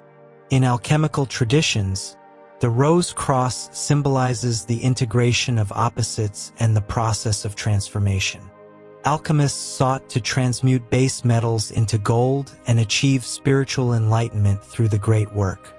The rose often represents the completion of this work, symbolizing the attainment of spiritual perfection. The cross, in this context, signifies the struggles and trials encountered during the alchemical process. The Rose Cross embodies the idea that spiritual growth requires navigating challenges and integrating various aspects of the self. The rose in the Rose Cross symbolizes love, beauty, and spiritual enlightenment. It represents the divine love that permeates the universe and inspires individuals to seek higher truths. In many mystical traditions, the rose is associated with the heart chakra, embodying the qualities of compassion, empathy, and connection. The unfolding petals of the rose signify spiritual awakening and the gradual revelation of divine truths. As individuals journey inward, they may uncover layers of understanding, much like the petals of a rose blooming in the sunlight. The cross represents the trials and tribulations faced on the spiritual path. It symbolizes the challenges that individuals must confront to achieve spiritual growth and transformation. The cross is often seen as a reminder of the sacrifices made in the pursuit of enlightenment and the importance of overcoming obstacles. In the context of the Rose Cross, the cross also signifies the integration of dualities, such as light and dark, spirit and matter, or life and death. This integration is essential for achieving wholeness and unity within oneself. The Rose Cross embodies the union of opposites, reflecting the balance between the material and spiritual realms. This theme is central to many mystical traditions, where achieving harmony between these aspects is essential for spiritual growth. The intertwining of the rose and the cross symbolizes the integration of love and sacrifice, beauty and struggle. This union encourages individuals to embrace the entirety of their experiences, recognizing that both joy and suffering contribute to their spiritual journey. The Rose Cross continues to hold significance within contemporary Rosicrucian groups and other esoteric organizations. Modern Rosicrucians emphasize personal spiritual development, the pursuit of knowledge, and the practice of alchemical transformation. In these traditions, the Rose Cross serves as a powerful symbol for initiates, representing their commitment to inner work and the quest for enlightenment. Rituals and ceremonies often incorporate the Rose Cross, reinforcing its importance as a focal point for spiritual practice. Many practitioners of modern occultism incorporate the Rose Cross into their rituals and meditative practices. The symbol serves as a reminder of the integration of love and sacrifice, encouraging individuals to reflect on their personal journeys and the lessons learned along the way. Meditative practices involving the Rose Cross may focus on visualization techniques, where practitioners envision the unfolding petals of the rose and the strength of the cross.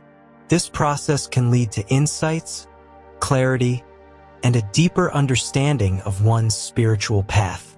In alchemical traditions, the Rose Cross is often used as a symbol of the great work, the process of transforming the self and achieving spiritual enlightenment. Alchemists may meditate on the Rose Cross to invoke the energies of transformation and integration, seeking to harmonize the various aspects of their being. The Rose Cross serves as a reminder that the alchemical process is not solely about external transformations, but also about internal growth and self-discovery. Practitioners are encouraged to embrace the journey, recognizing that the trials faced along the way are essential for achieving spiritual mastery. The Rose Cross can be analyzed through the lens of Carl Jung's theories of archetypes and the collective unconscious. Jung viewed symbols as representations of universal themes and patterns that resonate across cultures and time periods. In this context, the Rose Cross embodies archetypal themes of love, sacrifice, and transformation. The rose represents the nurturing and compassionate aspects of the psyche, while the cross symbolizes the trials and challenges that lead to growth. The integration of these elements within the Rose Cross reflects the process of individuation, where individuals confront their shadows and embrace the wholeness of their being. The Rose Cross serves as a powerful tool for personal growth and self-discovery. By engaging with the symbol, individuals can explore their inner landscapes, confront their fears, and embrace their unique paths. This process fosters self-awareness and encourages individuals to recognize the interplay of love and sacrifice in their lives. Working with the Rose Cross can lead to moments of clarity and insight, allowing individuals to gain a deeper understanding of their motivations and desires. This transformative experience often results in increased emotional resilience and a greater sense of purpose. The Rose Cross has inspired countless artistic representations throughout history. Artists often use the symbol to convey themes of love, transformation, and the interconnectedness of life. From alchemical texts to contemporary art, the Rose Cross serves as a visual metaphor for the human experience. In modern art, the Rose Cross may be used to explore themes of identity, spirituality, and the complexities of existence. Artists may incorporate the symbol into their works as a means of expressing their personal journeys and the integration of various life experiences. In literature, the Rose Cross can represent the complexities of the human condition. Authors may use the symbol as a motif to explore themes of love, sacrifice, and personal transformation. The Rose Cross serves as a visual representation of the struggles and triumphs faced by characters on their journeys. Works of fiction often incorporate the rose cross as a symbol of spiritual awakening, where characters navigate the challenges of life and ultimately emerge stronger and more self-aware. The rose cross shares thematic similarities with other symbols found in various cultures and spiritual traditions. For example, the Ankh. In ancient Egyptian symbolism, the Ankh represents eternal life and the union of opposites, masculine and feminine, life and death. Both the rose cross and the Ankh convey themes of transformation and the interconnectedness of existence. The Ouroboros. The Ouroboros, a serpent eating its tail, symbolizes the cyclical nature of life and the eternal cycle of death and rebirth. This theme resonates with the rose cross, which embodies the integration of love and sacrifice within the cycle of existence. These symbols collectively highlight the importance of transformation and the interconnectedness of various aspects of life in spiritual practices. The rose cross shares thematic connections with the Labyrinth, another powerful symbol of journey and transformation. Both symbols emphasize the importance of personal growth and the cyclical nature of life. While the Labyrinth represents the journey inward and outward, the rose cross highlights the integration of love and sacrifice. In spiritual practices, both the rose cross and the Labyrinth serve as tools for meditation and self-discovery, guiding individuals toward deeper understanding and connection with the self. The rose cross serves as a potent tool for personal growth and self-discovery. By engaging with the symbol, individuals can confront their fears, desires, and inner conflicts. This process fosters self-awareness and encourages individuals to embrace their unique paths. Working with the rose cross can lead to moments of clarity and insight, allowing individuals to gain a deeper understanding of their life circumstances. This transformative experience often results in increased emotional resilience and a greater sense of purpose. The rose cross also serves as a symbol for community and connection. In group settings, practitioners may use the rose cross to foster a sense of unity and shared purpose. The symbol encourages individuals to recognize their interconnectedness and the importance of collaboration in achieving common goals. In spiritual communities, the rose cross can serve as a focal point for rituals and gatherings, reinforcing the idea that collective efforts can lead to greater understanding and personal growth. As with any symbol, the use of the rose cross requires sensitivity and respect for its cultural and historical contexts. Practitioners should be aware of the origins and meanings associated with the symbol, ensuring that its use honors the traditions from which it arises. Engaging with the rose cross in a meaningful way involves understanding its significance within various spiritual practices. This approach fosters a deeper connection to the symbol and enriches the practitioner's experience. The ethical implications of working with the rose cross extend to the intention behind its use. Practitioners should approach their engagement with the symbol mindfully, ensuring that their intentions align with respect for themselves and others. This sense of responsibility encourages individuals to reflect on their desires and the potential consequences of their actions. By cultivating awareness and integrity in their practices, individuals can engage with the rose cross in a way that promotes personal growth and harmony. The Bagua. The Bagua, an integral symbol in Taoist philosophy and Chinese metaphysics, serves as a foundational element in practices such as feng shui, I Ching, and martial arts. This octagonal symbol is rich in meaning and has evolved over centuries, embodying the interplay of natural forces, dualities, and the pursuit of balance. The Bagua is closely associated with the I Ching or I Ching, one of the oldest Chinese texts that serves as both a divination tool and a philosophical treatise. The I Ching consists of 64 hexagrams, each representing different states of change and transformation. The hexagrams are formed by combining the 8 trigrams, which are the basic building blocks of the Bagua. The 8 trigrams are composed of 3 lines each, which can be either broken, yin, or unbroken, yang. These trigrams symbolize various natural phenomena and human experiences, reflecting the interconnectedness of all things. The Bagua combines these trigrams, creating a comprehensive framework for understanding the complexities of existence.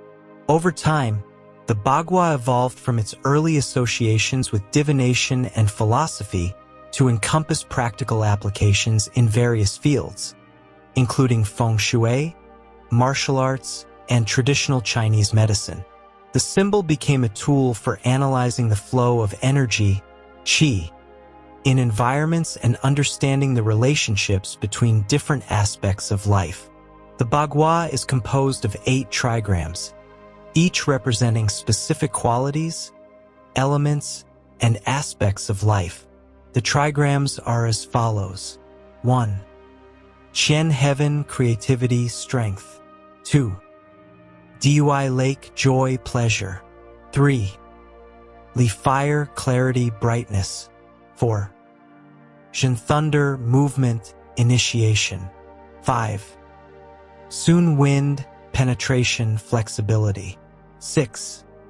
Ken water, danger, depth. 7. Zhen mountain, stillness, stability. 8. Kuan earth, receptivity, nurturing. Each trigram is associated with specific virtues, elemental correspondences, and aspects of life, creating a rich tapestry of meaning within the Bagua. The Bagua embodies the dynamic interplay between yin and yang, reflecting the balance of dualities in nature. This duality is essential for maintaining harmony and equilibrium in both personal and environmental contexts. The symbol encourages practitioners to recognize and embrace the balance between these opposing forces, fostering a deeper understanding of life's complexities. Qi, or qi, is the vital energy that flows through all living things and the environment.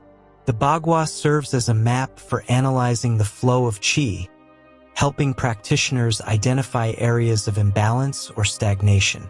In feng shui, for example, the Bagua is used to assess the energy of a space, guiding individuals in creating harmonious environments that promote well-being. The concept of qi is foundational to many Chinese practices, including acupuncture, martial arts, and herbal medicine. Understanding how qi flows within the framework of the Bagua allows practitioners to enhance their physical, emotional, and spiritual health. One of the most prominent applications of the Bagua is in feng shui, the ancient Chinese practice of arranging spaces to promote harmony and balance. In feng shui, the Bagua is superimposed onto a floor plan, dividing the space into 9 sections, each corresponding to different aspects of life. 1. Wealth and prosperity. 2. Fame and reputation. 3. Love and relationships. 4. Family and health. 5. Center balance. 6. Creativity and children. 7. Knowledge and self-cultivation. 8. Career and life path. 9. Helpful people and travel. By analyzing the energy flow in each of these areas, practitioners can make adjustments to enhance positive energy and mitigate negative influences. This practice emphasizes the importance of creating environments that support personal growth and well-being. The Bagua is also integral to the practice of I Ching divination, where practitioners use the hexagrams derived from the 8 trigrams to gain insights into their lives and the forces at play. By casting coins or yarrow sticks, individuals generate hexagrams that correspond to specific life situations. Each hexagram is then interpreted in relation to the Bagua, providing guidance on how to navigate challenges and opportunities. The I Ching encourages individuals to reflect on their circumstances, fostering a deeper understanding of the underlying patterns and energies at work. This process of self-inquiry aligns with the Bagua's emphasis on balance and the cyclical nature of existence. In various forms of Chinese martial arts, the principles of the Bagua are applied to develop techniques and strategies. The circular movements of Bagua Zhang, for instance, embody the dynamic interplay of yin and yang, emphasizing adaptability, fluidity, and responsiveness. Practitioners learn to flow with energy, using the principles of the Bagua to enhance their martial skills. The integration of the Bagua into martial arts reflects the broader philosophy of harmonizing with one's environment and understanding the balance of forces in combat and life. The Bagua can be analyzed through Carl Jung's theories of archetypes and the collective unconscious. Jung viewed symbols as representations of universal themes and patterns that resonate across cultures and time periods. In this context, the Bagua embodies archetypal themes of balance, duality, and transformation. Each trigram within the Bagua may represent different aspects of the psyche, inviting individuals to explore their inner landscapes. By engaging with these archetypes, practitioners can gain insights into their motivations, fears, and desires, fostering personal growth and self-awareness. The Bagua serves as a powerful tool for personal growth and self-discovery. By engaging with the symbol, individuals can explore the various aspects of their lives represented by the trigrams. This process encourages self-reflection and the recognition of areas that require attention or balance. The Bagua's emphasis on harmony and equilibrium invites individuals to confront their challenges and embrace their strengths. Practitioners may find that working with the Bagua leads to transformative insights and a deeper understanding of their life's purpose. The Bagua has inspired countless artistic representations throughout history. Artists often use the symbol to convey themes of balance, harmony, and the interconnectedness of all things. From traditional Chinese paintings to contemporary interpretations, the Bagua serves as a visual metaphor for the complexities of existence. In modern art, the Bagua may be employed to explore themes of identity, nature, and spirituality. Artists may incorporate the symbol into their works as a means of expressing their personal journeys and the integration of various life experiences. In literature, the Bagua can represent the complexities of the human condition. Authors may use the symbol as a motif to explore themes of balance, duality, and personal transformation. The Bagua serves as a visual representation of the struggles and triumphs faced by characters on their journeys. Works of fiction often incorporate the Bagua as a symbol of self-discovery, where characters navigate the challenges of life and ultimately emerge stronger and more self-aware. The Bagua shares thematic similarities with other symbols found in various cultures and spiritual traditions. For example, the yin-yang symbol.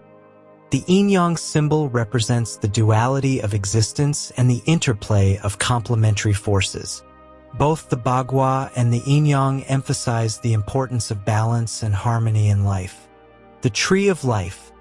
In various mystical traditions, the Tree of Life symbolizes the interconnectedness of all beings and the journey of self-discovery. This theme resonates with the Bagua's emphasis on the relationships between different aspects of life. These symbols collectively highlight the importance of balance and the interconnectedness of various aspects of life in spiritual practices. The Bagua shares thematic connections with the mandala, a geometric design representing the universe and the self. While the Bagua emphasizes the interplay of energies and dualities, the mandala often represents the journey toward wholeness and self-realization. Both symbols serve as tools for meditation and self-reflection, guiding individuals toward deeper understanding and connection with the self. The Bagua is a potent tool for personal growth and self-discovery.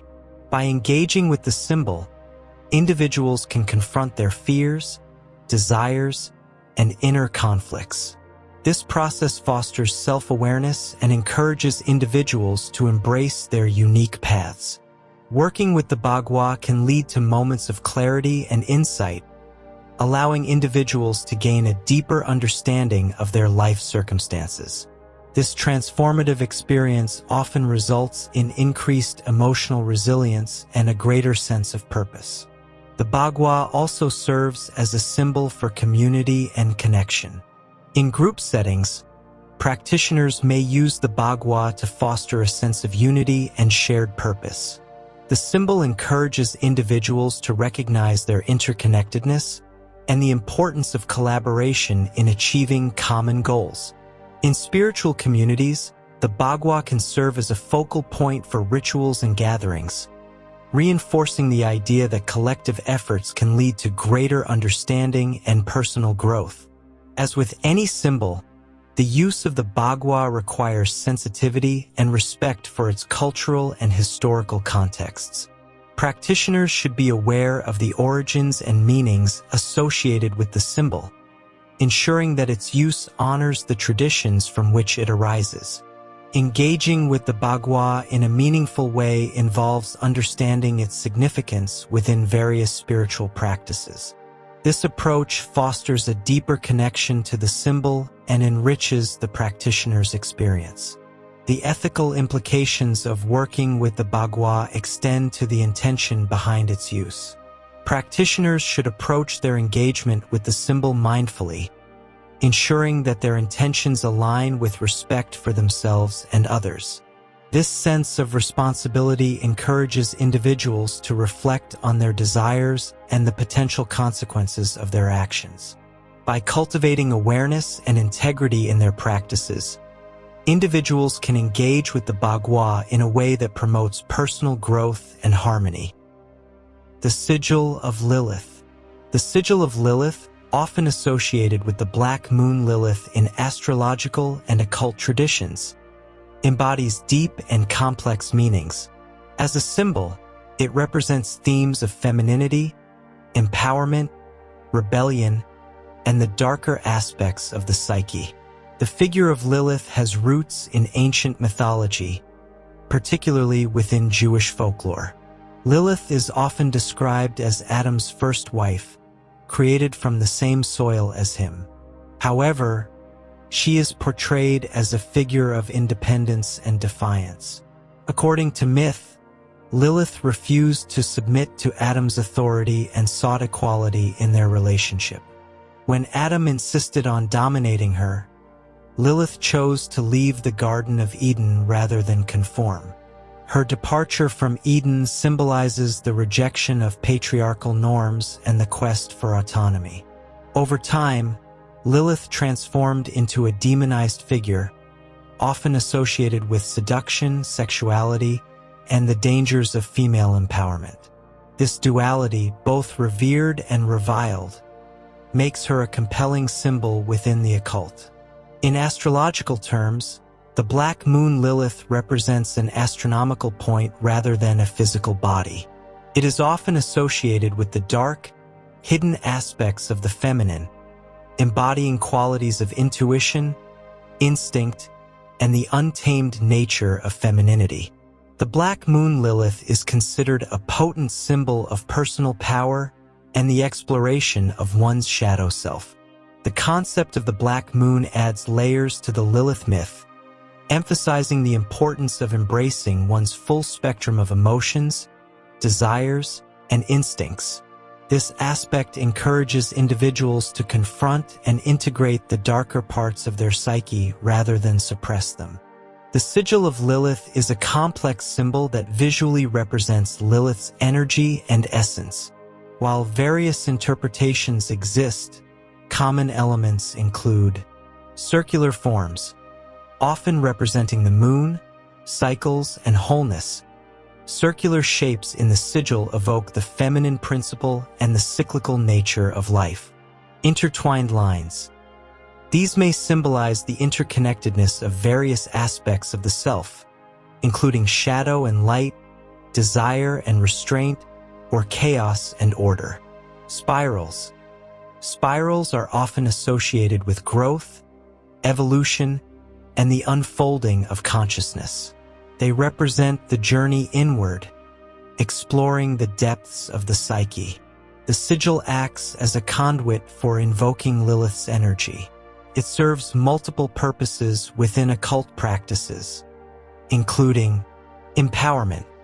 By working with the sigil, practitioners can tap into the strength and independence associated with Lilith, encouraging them to embrace their true selves and assert their needs.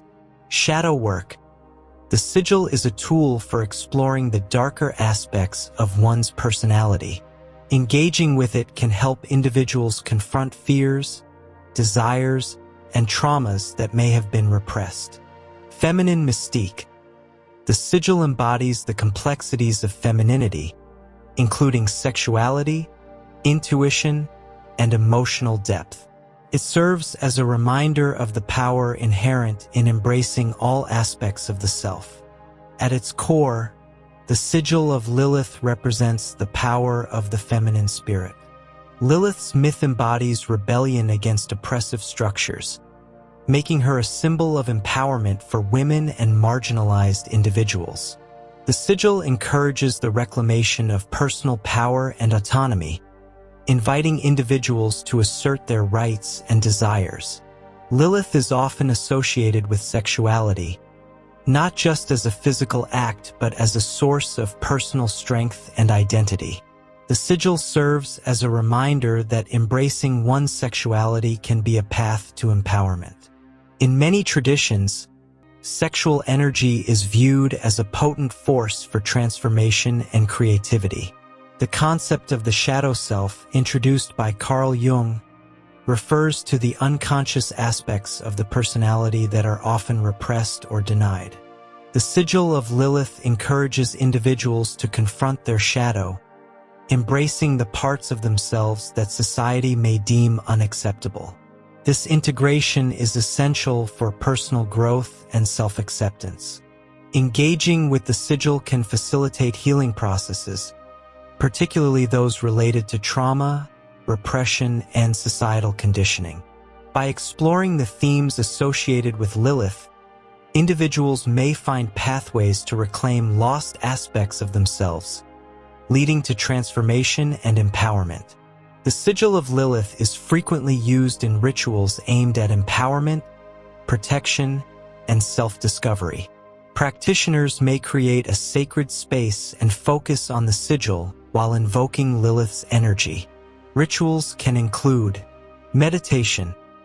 Practitioners may meditate on the sigil to connect with Lilith's essence, seeking guidance and clarity in their lives. Affirmations. Writing affirmations inspired by Lilith's qualities, such as independence, strength, and authenticity, can reinforce personal empowerment. Ceremonial magic. The sigil may be incorporated into ceremonial practices, where practitioners call upon Lilith for assistance in manifesting desires or navigating challenges. Many contemporary occult practitioners use the Sigil of Lilith as a focal point for shadow work. This practice involves exploring and integrating the darker aspects of the self. Techniques may include journaling. Writing about fears, desires, and unresolved issues can help individuals process and confront their shadow. Dream work. Engaging with dreams can reveal insights into unconscious desires and fears. The sigil can be placed under the pillow to facilitate dream exploration. Artistic expression. Creating art inspired by the sigil and Lilith can serve as a therapeutic outlet for exploring complex emotions. The Sigil of Lilith has found a place within feminist spiritual movements, where it symbolizes the reclamation of feminine power and the exploration of women's spirituality. In these contexts, the sigil serves as a reminder of the strength that comes from embracing one's identity and defying societal norms. The The Sigil of Lilith can be seen as a representation of the anima, the feminine aspect of the male psyche. For women, it embodies the exploration of their own inner strength and independence. Engaging with the sigil allows individuals to confront and integrate their inner feminine, leading to wholeness and balance. The journey of working with the sigil echoes the process of individuation, where individuals move towards self-realization by integrating various aspects of their personality. This journey emphasizes the importance of acknowledging and embracing all facets of the self. The Sigil of Lilith serves as a powerful tool for personal growth and self-discovery. By engaging with the symbol, individuals can reflect on their desires, fears, and motivations. This introspective process fosters self-awareness and encourages individuals to embrace their uniqueness. Practitioners may find that working with the sigil leads to transformative insights, helping them navigate life's complexities with greater clarity and confidence. The sigil becomes a mirror, reflecting the depths of the psyche and facilitating self-exploration. The Sigil of Lilith has inspired various artistic interpretations throughout history. Artists often use the sigil to convey themes of empowerment, rebellion, and the complexities of femininity. From paintings to sculptures, these representations reflect the multifaceted nature of Lilith and her enduring significance. In contemporary art, the sigil may be incorporated into works that explore themes of identity, sexuality, and the reclamation of personal power. Artists use the sigil as a visual metaphor for the struggles and triumphs faced by individuals in their journeys towards self-discovery. In literature, the Sigil of Lilith can symbolize the complexities of the human experience, particularly regarding identity and empowerment. Authors may use the sigil as a motif to explore themes of autonomy, sexuality, and the journey of self-acceptance. Works of fiction often incorporate the sigil as a representation of characters' struggles to navigate societal expectations and embrace their true selves. The sigil serves as a powerful reminder of the importance of authenticity and personal agency. The Sigil of Lilith shares thematic similarities with other symbols found in various cultures and spiritual traditions. For example, the triple goddess. In many pagan traditions, the triple goddess symbolizes the three aspects of femininity: maiden, mother, and crone. Like Lilith, these archetypes emphasize the importance of embracing the fullness of feminine identity. The Dark Goddess. The concept of the Dark Goddess encompasses various deities associated with the shadow, transformation, and empowerment. Lilith fits within this archetype, representing the untamed aspects of femininity and the reclamation of power. These symbols collectively highlight the significance of embracing the complexities of identity and the interconnectedness of various aspects of the feminine experience. The Sigil of Lilith shares thematic connections with the Labyrinth, a symbol representing the journey of self-discovery and transformation. Both symbols emphasize the importance of navigating one's inner landscape, confronting fears, and embracing the fullness of the self. In spiritual practices, both the sigil and the labyrinth serve as tools for meditation and self-reflection. They guide individuals toward deeper understanding and connection with their authentic selves. The Sigil of Lilith is a potent tool for personal empowerment and liberation. By engaging with the symbol, individuals can confront societal conditioning and reclaim their autonomy. This process encourages self-acceptance and the recognition of one's unique power. Practitioners may find that working with the sigil leads to transformative experiences, fostering a greater sense of agency and confidence in navigating life's challenges. The sigil serves as a reminder that embracing one's true self is a powerful act of rebellion against oppressive structures. The Sigil of Lilith also serves as a symbol for community and connection among those who resonate with its themes. In group settings, practitioners may use the sigil to foster a sense of unity and shared purpose.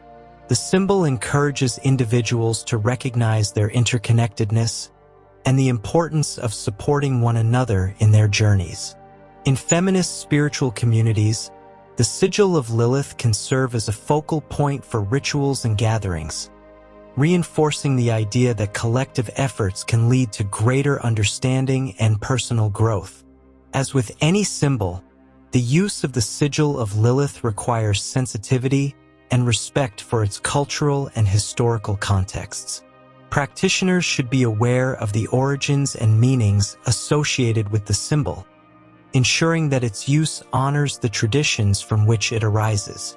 Engaging with the sigil in a meaningful way involves understanding its significance within various spiritual practices. This approach fosters a deeper connection to the symbol and enriches the practitioner's experience.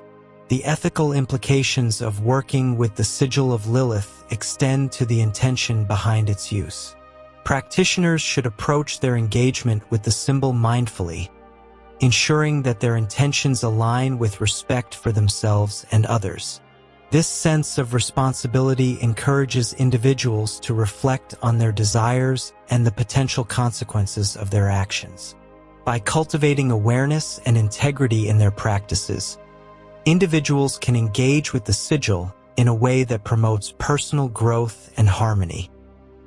Icelandic magical staves. Icelandic magical staves, or vulvas, are fascinating symbols rooted in Norse mythology and Icelandic folklore. These staves, which often resemble intricate runes or geometric patterns, serve as powerful tools for protection, healing, and spiritual guidance. The origins of Icelandic magical staves can be traced back to Norse mythology and the rich tapestry of beliefs surrounding magic in the Viking Age.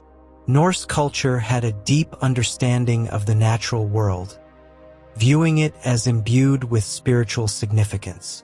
Runes, the characters of the runic alphabet, were believed to hold power and were often used in magical practices. The Voluspa, a poem from the Poetic Edda, introduces the concept of the vulva, a seeress or witch who possesses knowledge of the past, present, and future. This figure embodies the connection between the physical and spiritual realms, serving as a conduit for divine wisdom. The vulva would use various magical implements, including staves, to harness and direct magical energies. In Iceland, magical staves were used for various purposes, including protection against malevolent forces, healing, and divination. These symbols were often inscribed on objects, drawn in the air, or carved into the ground during rituals. The use of staves is closely linked to the practice of seer, a form of Norse magic associated with prophecy and shamanism. Seer practitioners, often women, would enter altered states of consciousness to commune with spirits and access hidden knowledge. Magical staves became essential tools in these practices, serving as focal points for intention and energy. Icelandic magical staves often feature complex designs that combine geometric shapes, runes, and symbolic imagery. Common characteristics include geometric patterns. Many staves are composed of circles, triangles, and intersecting lines, representing the interconnectedness of all things. Runic symbols. The inclusion of runes adds layers of meaning, as each rune carries its own significance and vibrational energy. Organic elements.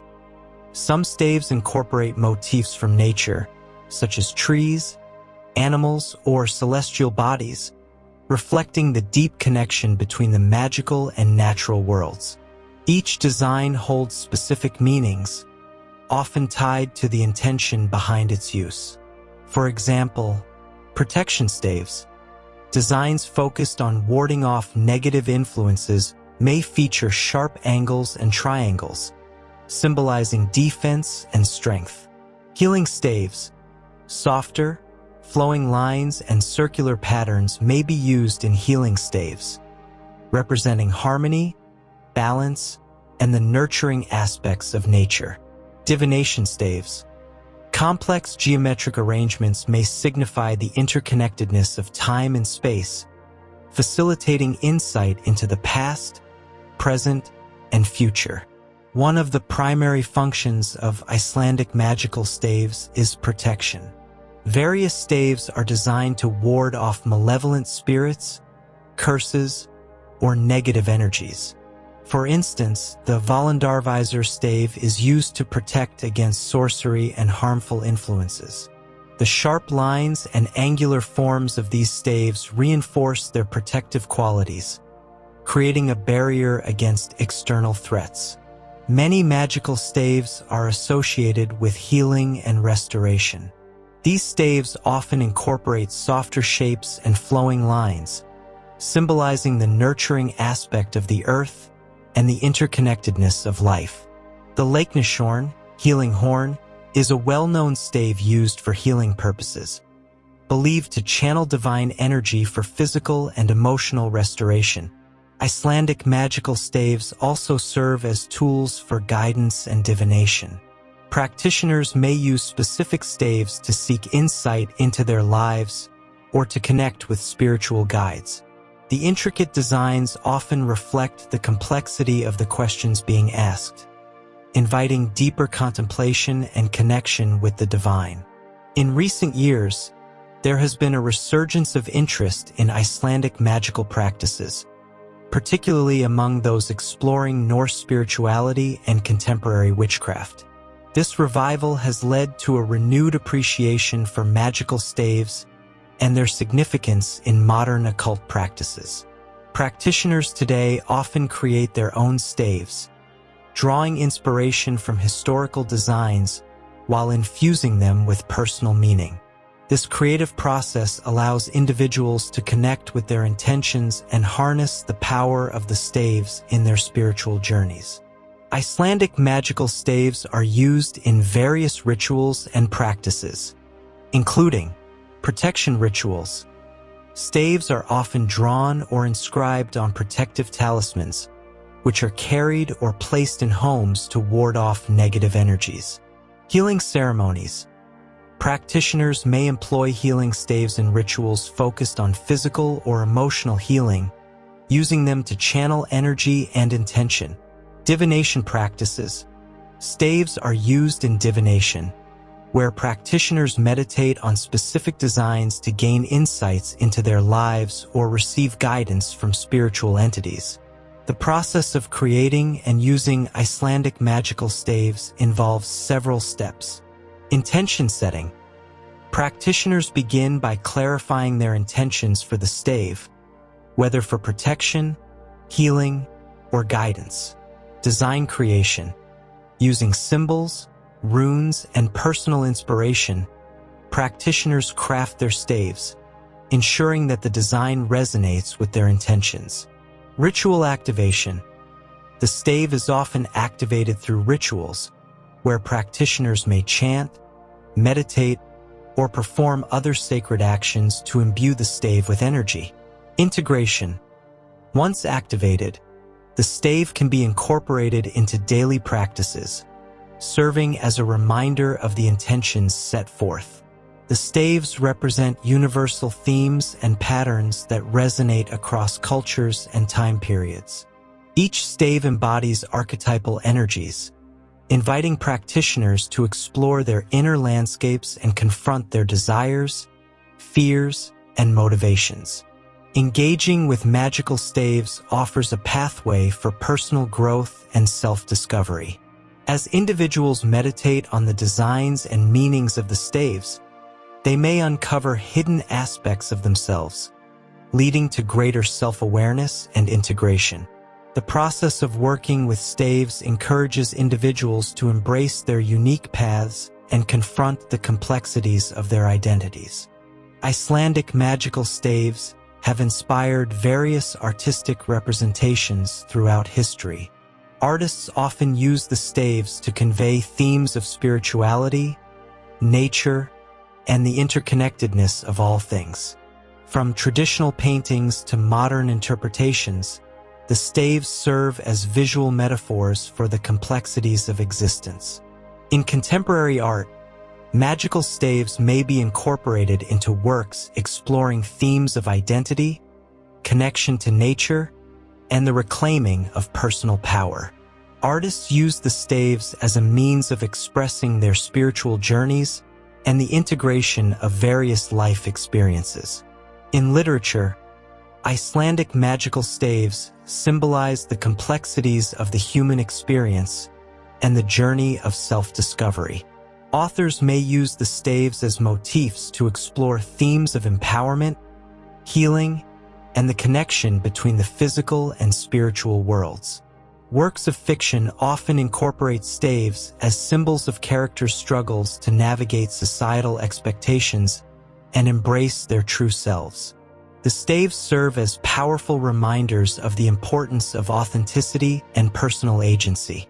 Icelandic magical staves share thematic similarities with symbols found in various cultures and spiritual traditions. For example, Celtic knotwork. Like magical staves, Celtic knotwork symbolizes interconnectedness and the cyclical nature of life. Both traditions emphasize the importance of harmony and balance in the universe. Native American medicine wheels. The medicine wheel is a sacred symbol representing the interconnectedness of all life and the cycles of nature. This theme resonates with the intentions behind Icelandic magical staves, emphasizing the importance of balance and harmony. These symbols collectively highlight the significance of embracing the complexities of existence and the interconnectedness of various aspects of life in spiritual practices. The labyrinth is another powerful symbol representing the journey of self-discovery and transformation. Both magical staves and labyrinths emphasize the importance of navigating one's inner landscape, confronting fears, and embracing the fullness of the self. In spiritual practices, both staves and labyrinths serve as tools for meditation and self-reflection, guiding individuals toward deeper understanding and connection with their authentic selves. Icelandic magical staves serve as potent tools for personal empowerment and liberation. By engaging with these symbols, individuals can confront societal conditioning and reclaim their autonomy. This process encourages self-acceptance and recognition of one's unique power. Practitioners may find that working with the staves leads to transformative experiences, fostering a greater sense of agency and confidence in navigating life's challenges. The staves become reminders of the strength inherent in embracing one's true self. Icelandic magical staves also foster a sense of community and connection among practitioners. In group settings, individuals may use the staves to create a shared sense of purpose and unity.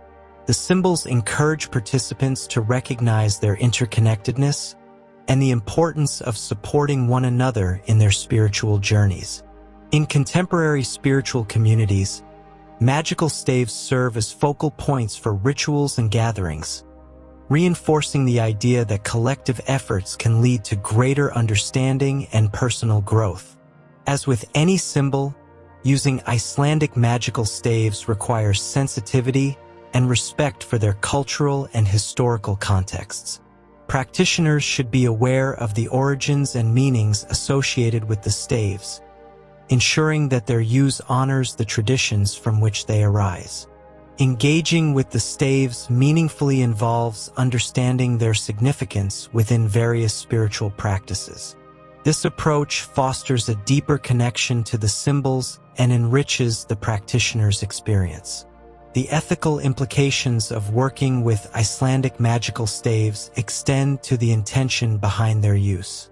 Practitioners should approach their engagement with the symbols mindfully, ensuring that their intentions align with respect for themselves and others.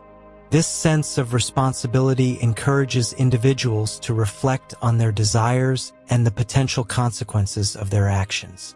By cultivating awareness and integrity in their practices, individuals can engage with the staves in a way that promotes personal growth and harmony. The Eye of Providence. The Eye of Providence, also known as the all-seeing eye or the Eye of God, is a powerful symbol that has captivated the imagination of many throughout history. Often depicted as an eye enclosed within a triangle or radiating light, this symbol carries deep spiritual and philosophical meanings. The concept of the all-seeing eye can be traced back to ancient civilizations. Many cultures, including the Egyptians, Greeks, and Romans, employed similar motifs in their art and religious practices. Egyptian culture. In ancient Egypt, the Eye of Horus, or Udjat, was a symbol of protection, royal power, and good health. The eye represented the god Horus and was often used in funerary practices to ensure safe passage into the afterlife. Greek and Roman traditions. The Greeks and Romans also utilized eye symbols, often representing divine watchfulness. The concept of the evil eye became prominent, denoting a malevolent gaze that could bring misfortune. In contrast, the protective nature of the all-seeing eye was invoked to guard against such malevolence. In Judeo-Christian traditions, the Eye of Providence symbolizes divine oversight and the omnipresence of God. The Bible contains numerous references to God's watchfulness over humanity, reinforcing the idea that nothing escapes his gaze. This concept evolved over centuries, culminating in the incorporation of the all-seeing eye in various religious and spiritual contexts. The Book of Revelation famously depicts God as a figure who sees all, reinforcing the notion of divine surveillance and judgment. This imagery laid the groundwork for the Eye of Providence as a symbol of divine authority and moral oversight. The symbolism of the Eye of Providence. The eye itself is a universal symbol representing perception, awareness, and insight. It signifies the ability to see beyond the surface, delving into deeper truths. In many cultures, the eye is associated with intuition and spiritual insight, embodying the idea that true knowledge comes from within. The triangle. Often depicted within a triangle, the Eye of Providence represents the Holy Trinity in Christian symbolism: Father, Son, and Holy Spirit. The triangle also signifies stability and harmony, suggesting that divine wisdom is grounded in a balanced relationship between these three aspects. Radiance and light. The rays of light emanating from the eye signify enlightenment, truth, and the divine presence. This illumination represents the idea that divine knowledge dispels ignorance and darkness, guiding humanity toward understanding and wisdom. The Eye of Providence holds significant importance within Freemasonry, where it symbolizes the great architect of the universe. Freemasons view the all-seeing eye as a representation of divine guidance and moral integrity. The symbol serves as a reminder of the importance of living a virtuous life and being accountable for one's actions. In Masonic rituals, the Eye of Providence is often associated with the pursuit of truth and knowledge. It encourages members to seek enlightenment and to remain vigilant in their moral duties.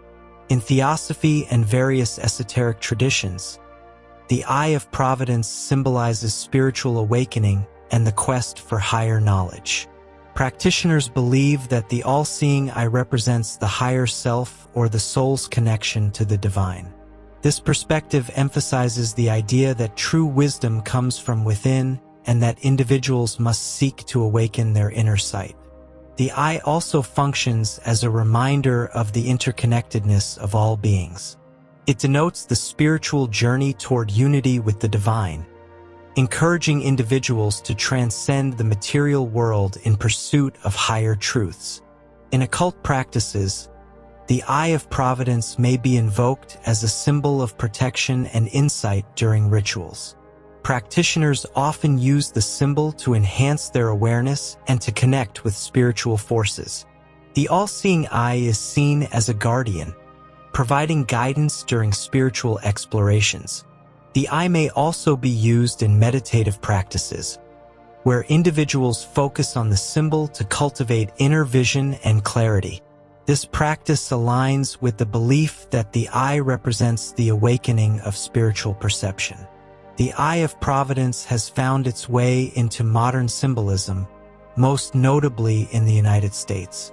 It is prominently featured on the Great Seal of the United States, where it symbolizes the idea that the nation is under divine protection.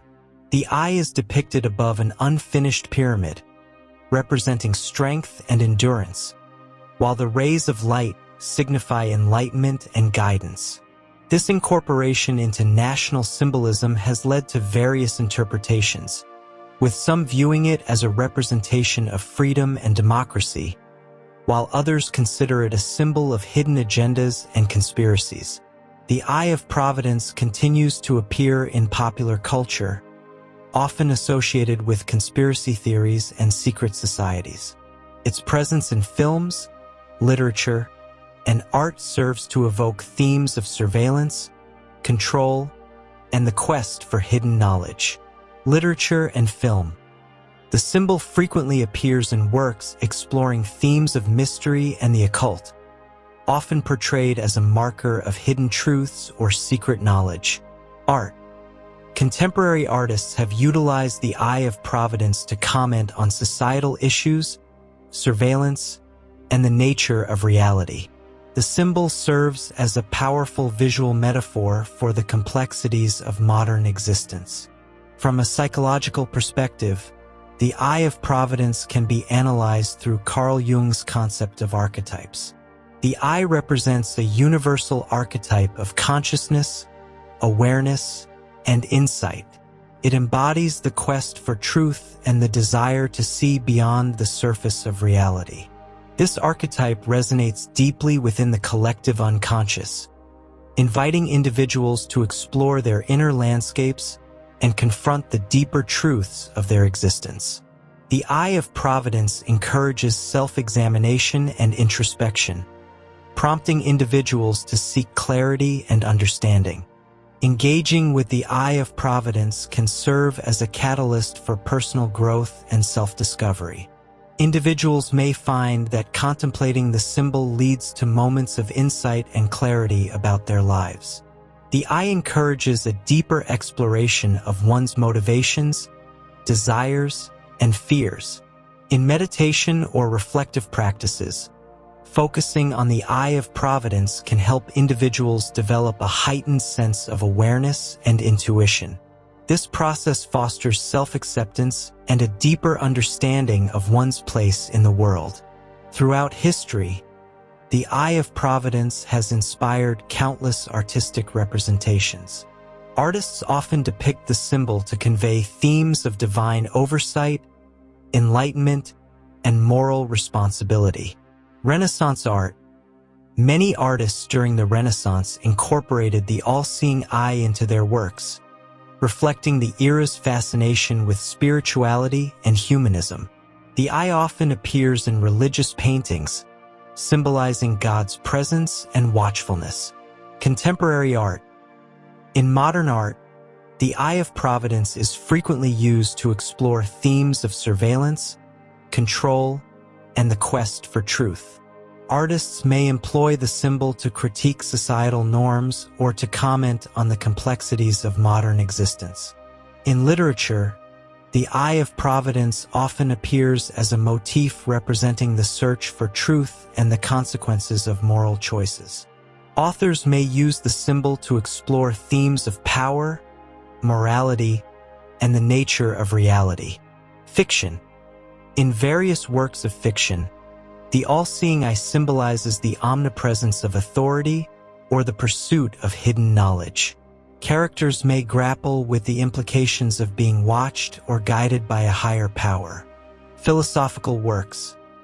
Philosophers and thinkers may reference the Eye of Providence to discuss concepts of morality, ethics, and the nature of existence.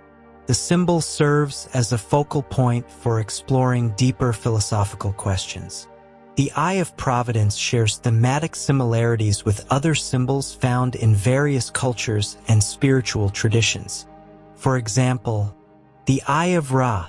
In Egyptian mythology, the Eye of Ra represents protection, power, and the sun's life-giving energy. Like the Eye of Providence, it symbolizes divine watchfulness and the ability to see beyond the physical realm. The third eye. In many Eastern traditions, the third eye symbolizes spiritual awakening and higher consciousness. It represents the ability to perceive truths beyond ordinary vision, echoing the themes of insight and awareness found in the Eye of Providence.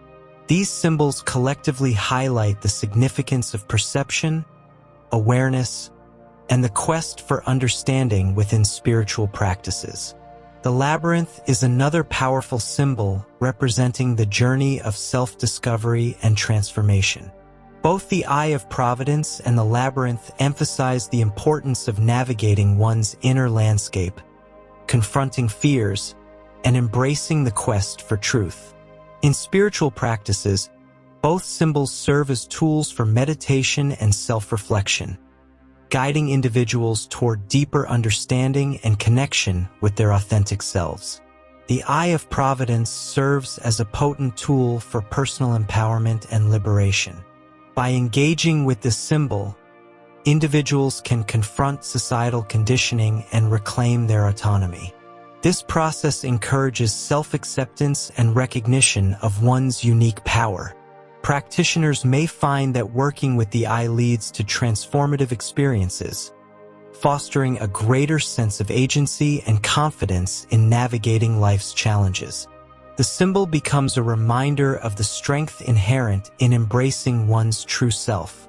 The Eye of Providence also fosters a sense of community and connection among those who resonate with its themes.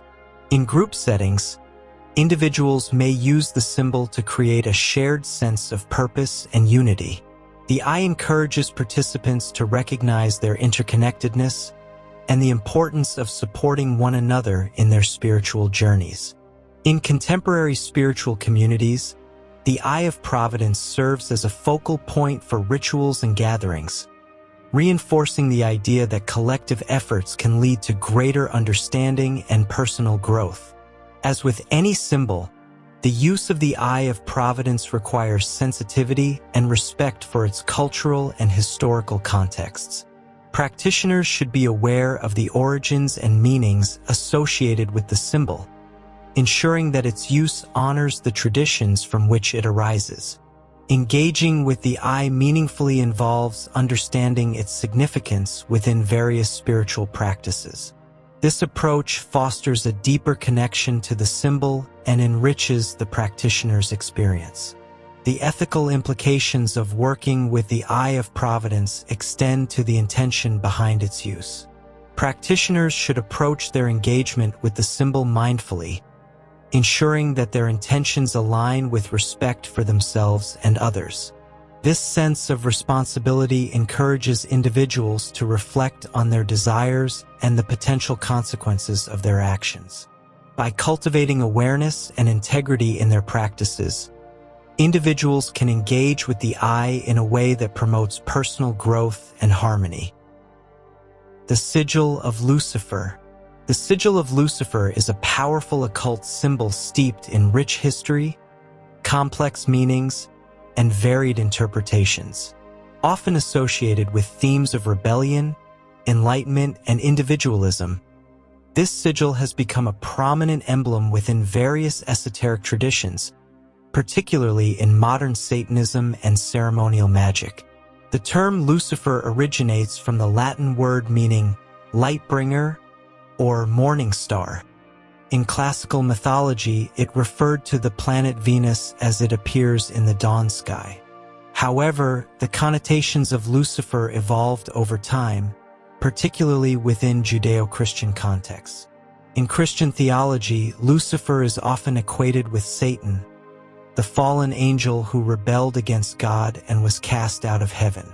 This transformation from a symbol of light to one of darkness reflects broader themes of duality, morality, and the nature of free will. The narrative of Lucifer's rebellion has resonated with many who view him as a figure of defiance against authoritarian structures, promoting the pursuit of knowledge and personal empowerment. The Sigil of Lucifer gained prominence in the 20th century, particularly with the rise of modern satanic movements. Influential figures like Anton LaVey, founder of the Church of Satan, incorporated elements of the Luciferian archetype into their teachings. LaVey's writings emphasized individualism, self-empowerment, and the rejection of traditional religious dogmas, positioning Lucifer as a symbol of personal freedom and enlightenment. The sigil itself serves as an emblematic representation of these ideals, inviting practitioners to embrace their inner desires and challenge societal norms. The Sigil of Lucifer typically features an intricate design consisting of geometric shapes and lines. While variations exist, common elements include the pentagram, often incorporated into the sigil. The pentagram represents the 5 elements: earth, air, fire, water, and spirit, and serves as a powerful symbol of protection and balance. Curved and angular lines. The interplay of curves and sharp angles in the sigil suggests a dynamic tension between chaos and order, reflecting the dual nature of the Luciferian archetype. Central eye or circle. Many depictions include an eye or circle at the center, symbolizing awareness, insight, and the quest for knowledge. Each element of the Sigil of Lucifer contributes to its overall meaning. The pentagram represents the harmony of the elements and the practitioner's connection to the natural world. It emphasizes the importance of balance in the spiritual journey. Curved lines symbolize fluidity and adaptability, suggesting that the path of enlightenment is not linear, but rather a winding journey filled with challenges and growth. The central eye represents the notion of higher perception and insight, reflecting the quest for deeper understanding and the illumination of hidden truths. At its core, the Sigil of Lucifer embodies themes of rebellion against oppressive structures and the assertion of individual will. Lucifer's narrative as a defiant figure resonates with those who seek to challenge societal expectations and carve their own paths. The sigil serves as a reminder that personal empowerment often requires courage and the willingness to confront authority. Empowerment. Many practitioners view Lucifer as a symbol of self-actualization, encouraging individuals to embrace their true selves and pursue their desires without fear or shame. Defiance. The sigil represents a rejection of dogma and conformity, inviting practitioners to question established norms and forge their own beliefs. The association of Lucifer with enlightenment is a central aspect of the sigil's meaning. In this context, Lucifer represents the archetype of the seeker, one who challenges ignorance and embraces the pursuit of knowledge. Illumination. The sigil serves as a beacon for those seeking spiritual growth and understanding, encouraging the exploration of hidden truths and esoteric wisdom. Self-knowledge. Engaging with the sigil often prompts introspection and self-discovery, as it encourages individuals to confront their fears, desires, and motivations. The dual nature of Lucifer, representing both light and darkness, adds depth to the symbolism of the sigil. This duality reflects the complexities of existence, emphasizing that light cannot exist without darkness. Integration of shadow. The sigil encourages practitioners to acknowledge and integrate their shadow selves, promoting healing and wholeness in the spiritual journey. Balance. The interplay of light and darkness in the sigil underscores the importance of balance in one's life, suggesting that true enlightenment comes from embracing all aspects of the self. The Sigil of Lucifer is often utilized in various rituals and ceremonies aimed at personal empowerment, enlightenment, and spiritual growth. Practitioners may incorporate the sigil into their workings to invoke the energies associated with Lucifer. Invocation. During rituals, practitioners may call upon the essence of Lucifer, seeking guidance, strength, or insight. The sigil serves as a focal point for intention and energy. Protection. The sigil can also be used as a protective emblem, helping to shield practitioners from negative influences while they explore their spiritual paths. Engaging with the Sigil of Lucifer through meditation and visualization is a common practice among those seeking personal insight and enlightenment. Practitioners may focus on the sigil to facilitate deeper self-awareness and connection with their inner selves. Inner journey. Meditating on the sigil allows individuals to explore their subconscious, confront fears, and gain clarity about their desires and motivations. Vision quest. The sigil can serve as a guide during vision quests or spiritual journeys, helping practitioners navigate the realms of the mind and spirit. The Sigil of Lucifer has inspired various forms of artistic expression, from visual art to music and literature. Artists often draw upon the themes of rebellion, enlightenment, and duality represented by the sigil, using it as a source of inspiration. Visual art. Many artists incorporate the sigil into their works, exploring the complexities of the human experience and the search for truth. Literature and music. The themes associated with the Sigil of Lucifer resonate in literature and music, where they are used to convey messages of individuality and the quest for knowledge. From a psychological perspective, the Sigil of Lucifer can be analyzed through Carl Jung's theories of archetypes and the collective unconscious. The sigil represents the archetype of the rebel, the seeker, and the enlightened one. Rebel archetype. As a symbol of defiance, the sigil embodies the qualities of the rebel archetype, inviting individuals to challenge societal norms and assert their individuality. Seeker archetype. The pursuit of knowledge and understanding associated with the sigil aligns with the seeker archetype, encouraging exploration and self-discovery.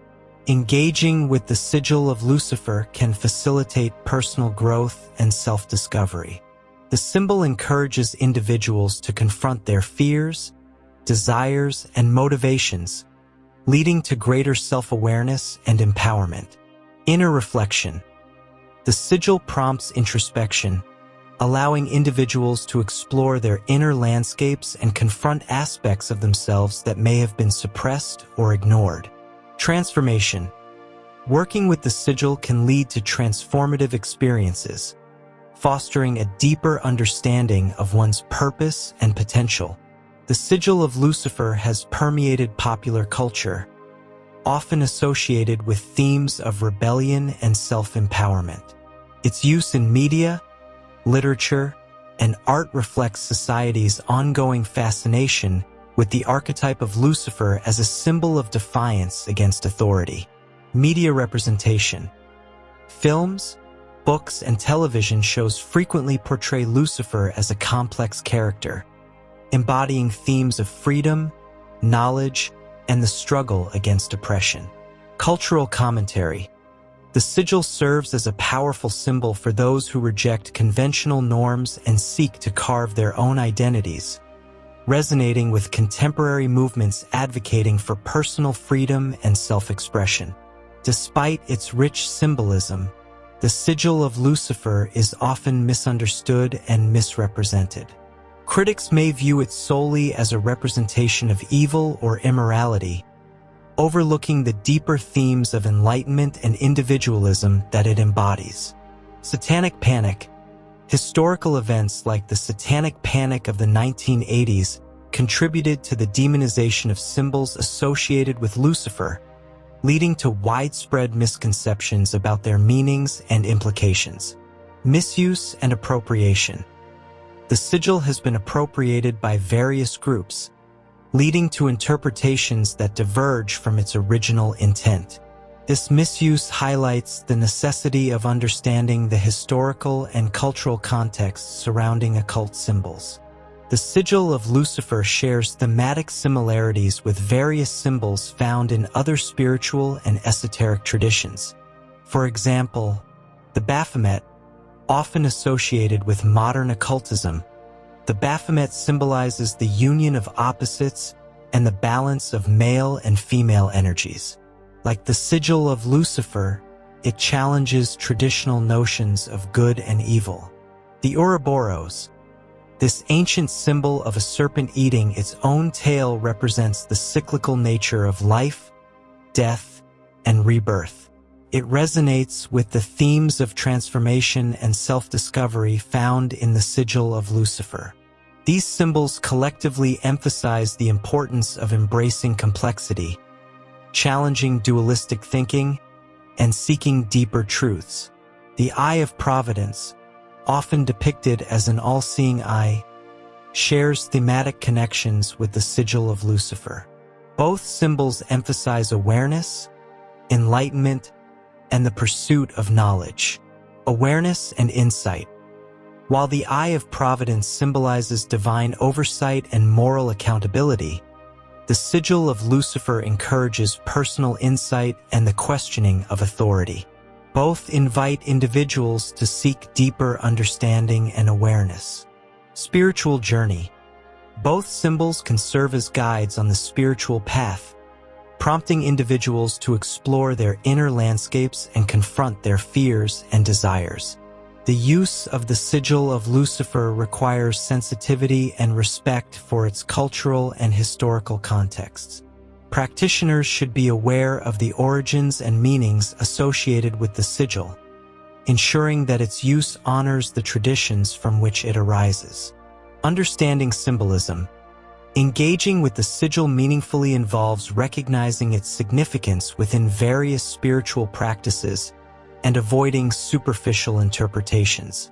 The ethical implications of working with the Sigil of Lucifer extend to the intentions behind its use. Practitioners should approach their engagement with the symbol mindfully, ensuring that their intentions align with respect for themselves and others. Introspection and integrity. Cultivating awareness and integrity in practices involving the sigil promotes personal growth and harmony. Practitioners should reflect on their desires and the potential consequences of their actions. The symbol of chaos. The symbol of chaos is a potent emblem in occult and esoteric traditions, representing the concepts of chaos, creation, and transformation. This symbol resonates with those who embrace the fluidity of existence, viewing chaos not merely as disorder, but as a fertile ground for creativity and change. Chaos, in a philosophical and mythological context, often refers to the primordial state of existence before the cosmos was formed. In many ancient cultures, chaos is viewed as a source of potential, where disorder gives birth to order. This understanding of chaos contrasts sharply with the traditional view that equates chaos with destruction and negativity. Greek mythology. In Greek mythology, chaos is one of the first entities to exist, representing the void from which everything else emerges. It is often depicted as an abyss or a formless state, emphasizing the idea that creation arises from the chaotic. Cosmology. Various cosmological theories also depict chaos as a necessary precursor to order. For instance, the Big Bang Theory posits that the universe began in a state of extreme chaos before evolving into the structured cosmos we know today. The modern interpretation of the symbol of chaos is closely linked to the emergence of chaos magic, a contemporary form of magical practice that emphasizes the fluidity of belief systems and the idea that practitioners can shape reality through their intentions and will. Chaos magic emerged in the late 20th century, drawing from various traditions, including ceremonial magic, shamanism, and postmodern philosophy. Key figures. Influential figures such as Peter J. Carroll, who authored Liber Null, were instrumental in popularizing chaos magic. Carroll's work emphasizes the importance of adaptability, experimentation, and the rejection of dogmatic beliefs in magical practice. The symbol of chaos is often represented by an intricate design that includes various geometric shapes and lines. Common visual elements include the chaos star, typically depicted as an 8-pointed star. The chaos star is the most recognized representation of chaos in occult traditions. Each point symbolizes the dynamic and multifaceted nature of chaos. Curved lines and spirals. These elements suggest fluidity and movement, reflecting the ever-changing nature of reality and the potential for transformation inherent in chaos. Interconnected shapes. The design often features overlapping shapes that signify the interconnectedness of all things, emphasizing that chaos is not merely random but a complex web of relationships. Each component of the symbol of chaos contributes to its overall meaning. The 8 points. The points of the chaos star can be interpreted as representing the 8 directions: N, S, E, W, NE, NW, SE, SW, or the various elements. They signify the multifaceted nature of chaos and the potential for infinite possibilities. Curved lines. These lines evoke the flow of energy and the idea that life is not linear, but rather a series of cycles and transformations. Interconnectedness. The overlapping shapes reflect the notion that chaos is part of a larger system, where every action has consequences and connections to other elements. At its core, the symbol of chaos embodies the concept that chaos is a precursor to creation. Rather than viewing chaos as mere disorder, practitioners recognize it as a source of potential and creativity. Fertile ground.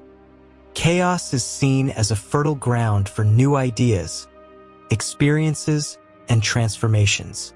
In this context, the symbol encourages individuals to embrace uncertainty and allow for spontaneous growth.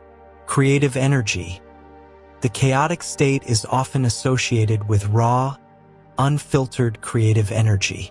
This energy can lead to innovation and breakthroughs, both in artistic endeavors and personal development. The symbol of chaos is also closely linked to themes of transformation and change. It represents the idea that change is a natural and essential part of existence. Embracing change. The symbol encourages practitioners to embrace change as a necessary aspect of life. It serves as a reminder that transformation often arises from chaos, and that resistance to change can hinder personal growth. Personal evolution. Engaging with the symbol of chaos can facilitate personal evolution, prompting individuals to confront their fears and limitations, ultimately leading to greater self-awareness and empowerment. A central tenet of chaos magic is the fluidity of belief systems.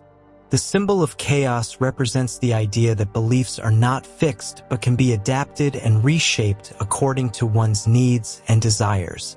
Belief as tool. In chaos magic, belief is viewed as a tool that can be wielded to achieve specific outcomes. The symbol encourages practitioners to explore different belief systems and adopt those that resonate with them, fostering a sense of autonomy and personal agency. Experimentation. The symbol of chaos invites experimentation and flexibility in one's spiritual practices. Practitioners are encouraged to try various techniques and approaches, adapting their methods to suit their unique needs. The symbol of chaos is often utilized in rituals and ceremonies designed to harness the energies of chaos for specific outcomes. Practitioners may incorporate the symbol into their workings to invoke creativity, transformation, or personal empowerment. Invocation of chaos. During rituals, practitioners may call upon the energies associated with chaos to facilitate change or inspire creative endeavors. The symbol serves as a focal point for intention and energy. Ritual tools.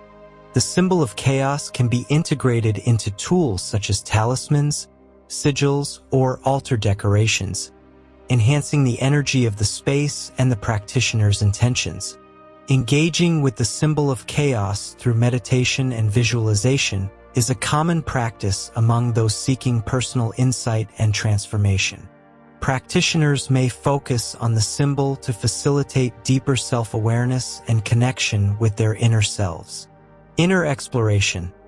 Meditating on the symbol of chaos allows individuals to explore their subconscious, confront fears, and gain clarity about their desires and motivations. This practice fosters a sense of empowerment and agency. Visionary work. The symbol can serve as a guide during visionary work, helping practitioners navigate the realms of the mind and spirit as they seek insight and understanding. The symbol of chaos has inspired various forms of artistic expression, from visual art to music and literature. Artists often draw upon the themes of chaos, creation, and transformation represented by the symbol.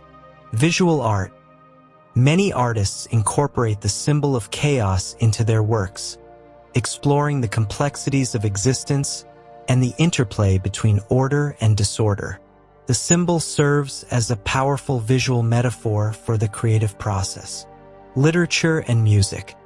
The themes associated with the symbol of chaos resonate in literature and music, where they are used to convey messages of individuality, transformation, and the beauty of uncertainty.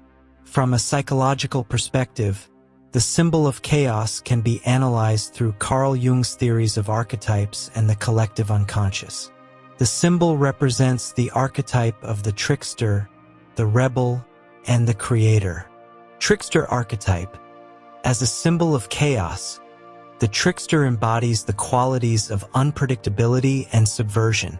This archetype invites individuals to challenge established norms and embrace the unexpected. Creator archetype. The symbol of chaos also embodies the creator archetype, emphasizing the potential for new beginnings and the transformative power of creativity. Engaging with the symbol of chaos can facilitate personal growth and self-discovery. The symbol encourages individuals to confront their fears, desires, and motivations, leading to greater self-awareness and empowerment. Inner reflection. The symbol prompts introspection, allowing individuals to explore their inner landscapes and confront aspects of themselves that may have been suppressed or ignored. Transformation. Working with the symbol can lead to transformative experiences, fostering a deeper understanding of one's purpose and potential. The symbol of chaos has permeated popular culture, often associated with themes of rebellion, creativity, and the acceptance of uncertainty. Its use in media, literature, and art reflects society's ongoing fascination with the idea of chaos as a source of potential. Media representation. Films, books, and television shows frequently portray chaos as a force of liberation and creativity. Characters may embrace chaos as a means of breaking free from conformity and exploring their true identities. Cultural commentary. The symbol of chaos serves as a powerful symbol for those who reject conventional norms and seek to carve their own identities, resonating with contemporary movements advocating for personal freedom and self-expression. Despite its rich symbolism, the symbol of chaos is often misunderstood and misrepresented.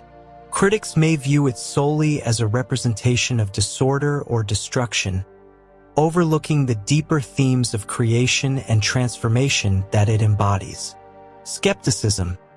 Some may approach the symbol of chaos with skepticism, viewing it as a rejection of stability and order.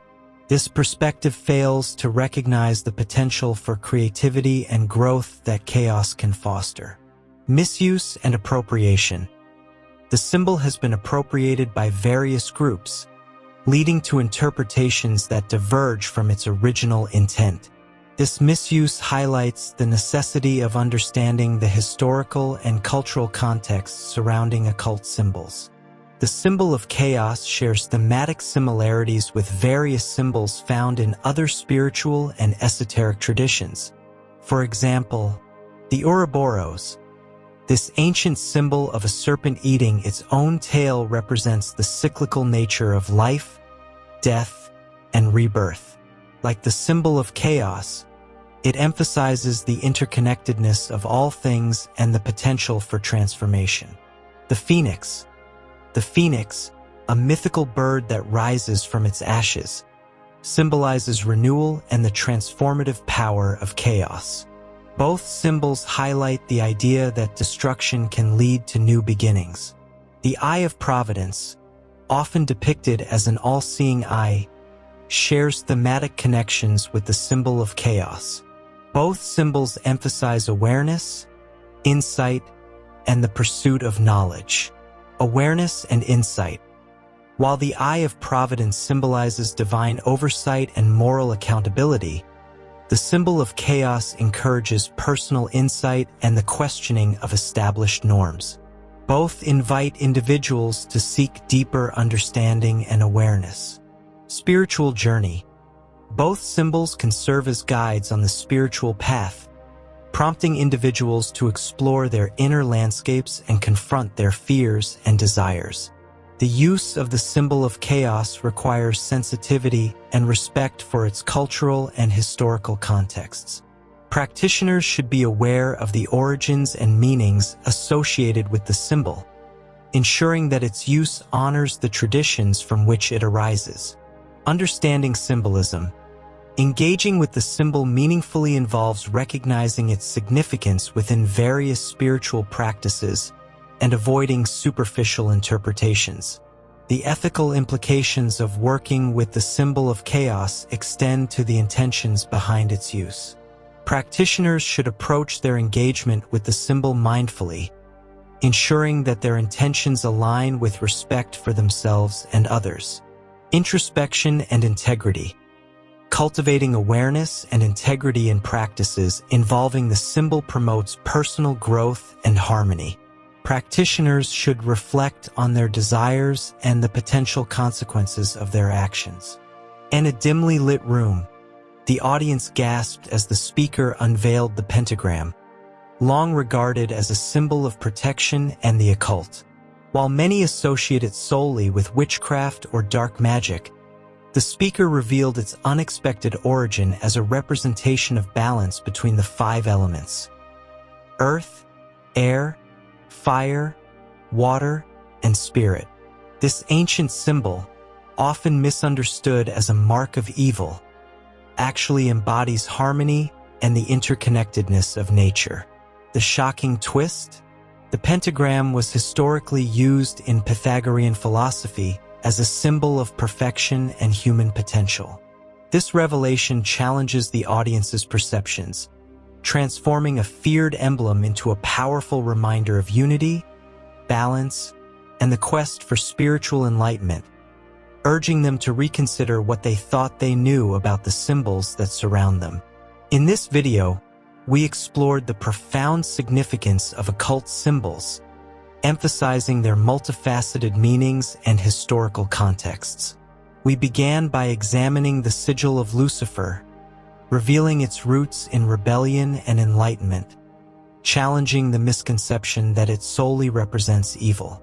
Instead, it embodies personal empowerment and the quest for self-knowledge. Next, we delved into the symbol of chaos, highlighting its role as a source of creativity and transformation. Far from being mere disorder, chaos is portrayed as fertile ground for innovation and change, inviting individuals to embrace uncertainty in their lives. We also discussed the pentagram, which, despite its associations with dark magic, serves as a symbol of balance among the elements and the interconnectedness of existence. These insights reaffirm the importance of understanding occult symbols in today's world. By recognizing their deeper meanings, we can challenge societal misconceptions, promote personal growth, and foster a more nuanced appreciation of the spiritual paths that shape our realities.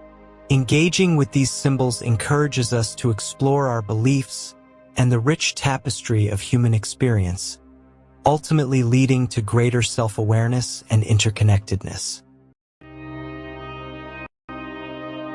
Did you know that the pentagram, often associated with witchcraft and the occult, actually has ancient roots in Pythagoreanism? This five-pointed star was originally a symbol of health and harmony, representing the elements of earth, air, fire, water, and spirit. Its use in rituals and magic came centuries later, shifting its meaning in popular culture. Surprisingly, the pentagram was once seen as a protective emblem, not a sinister one.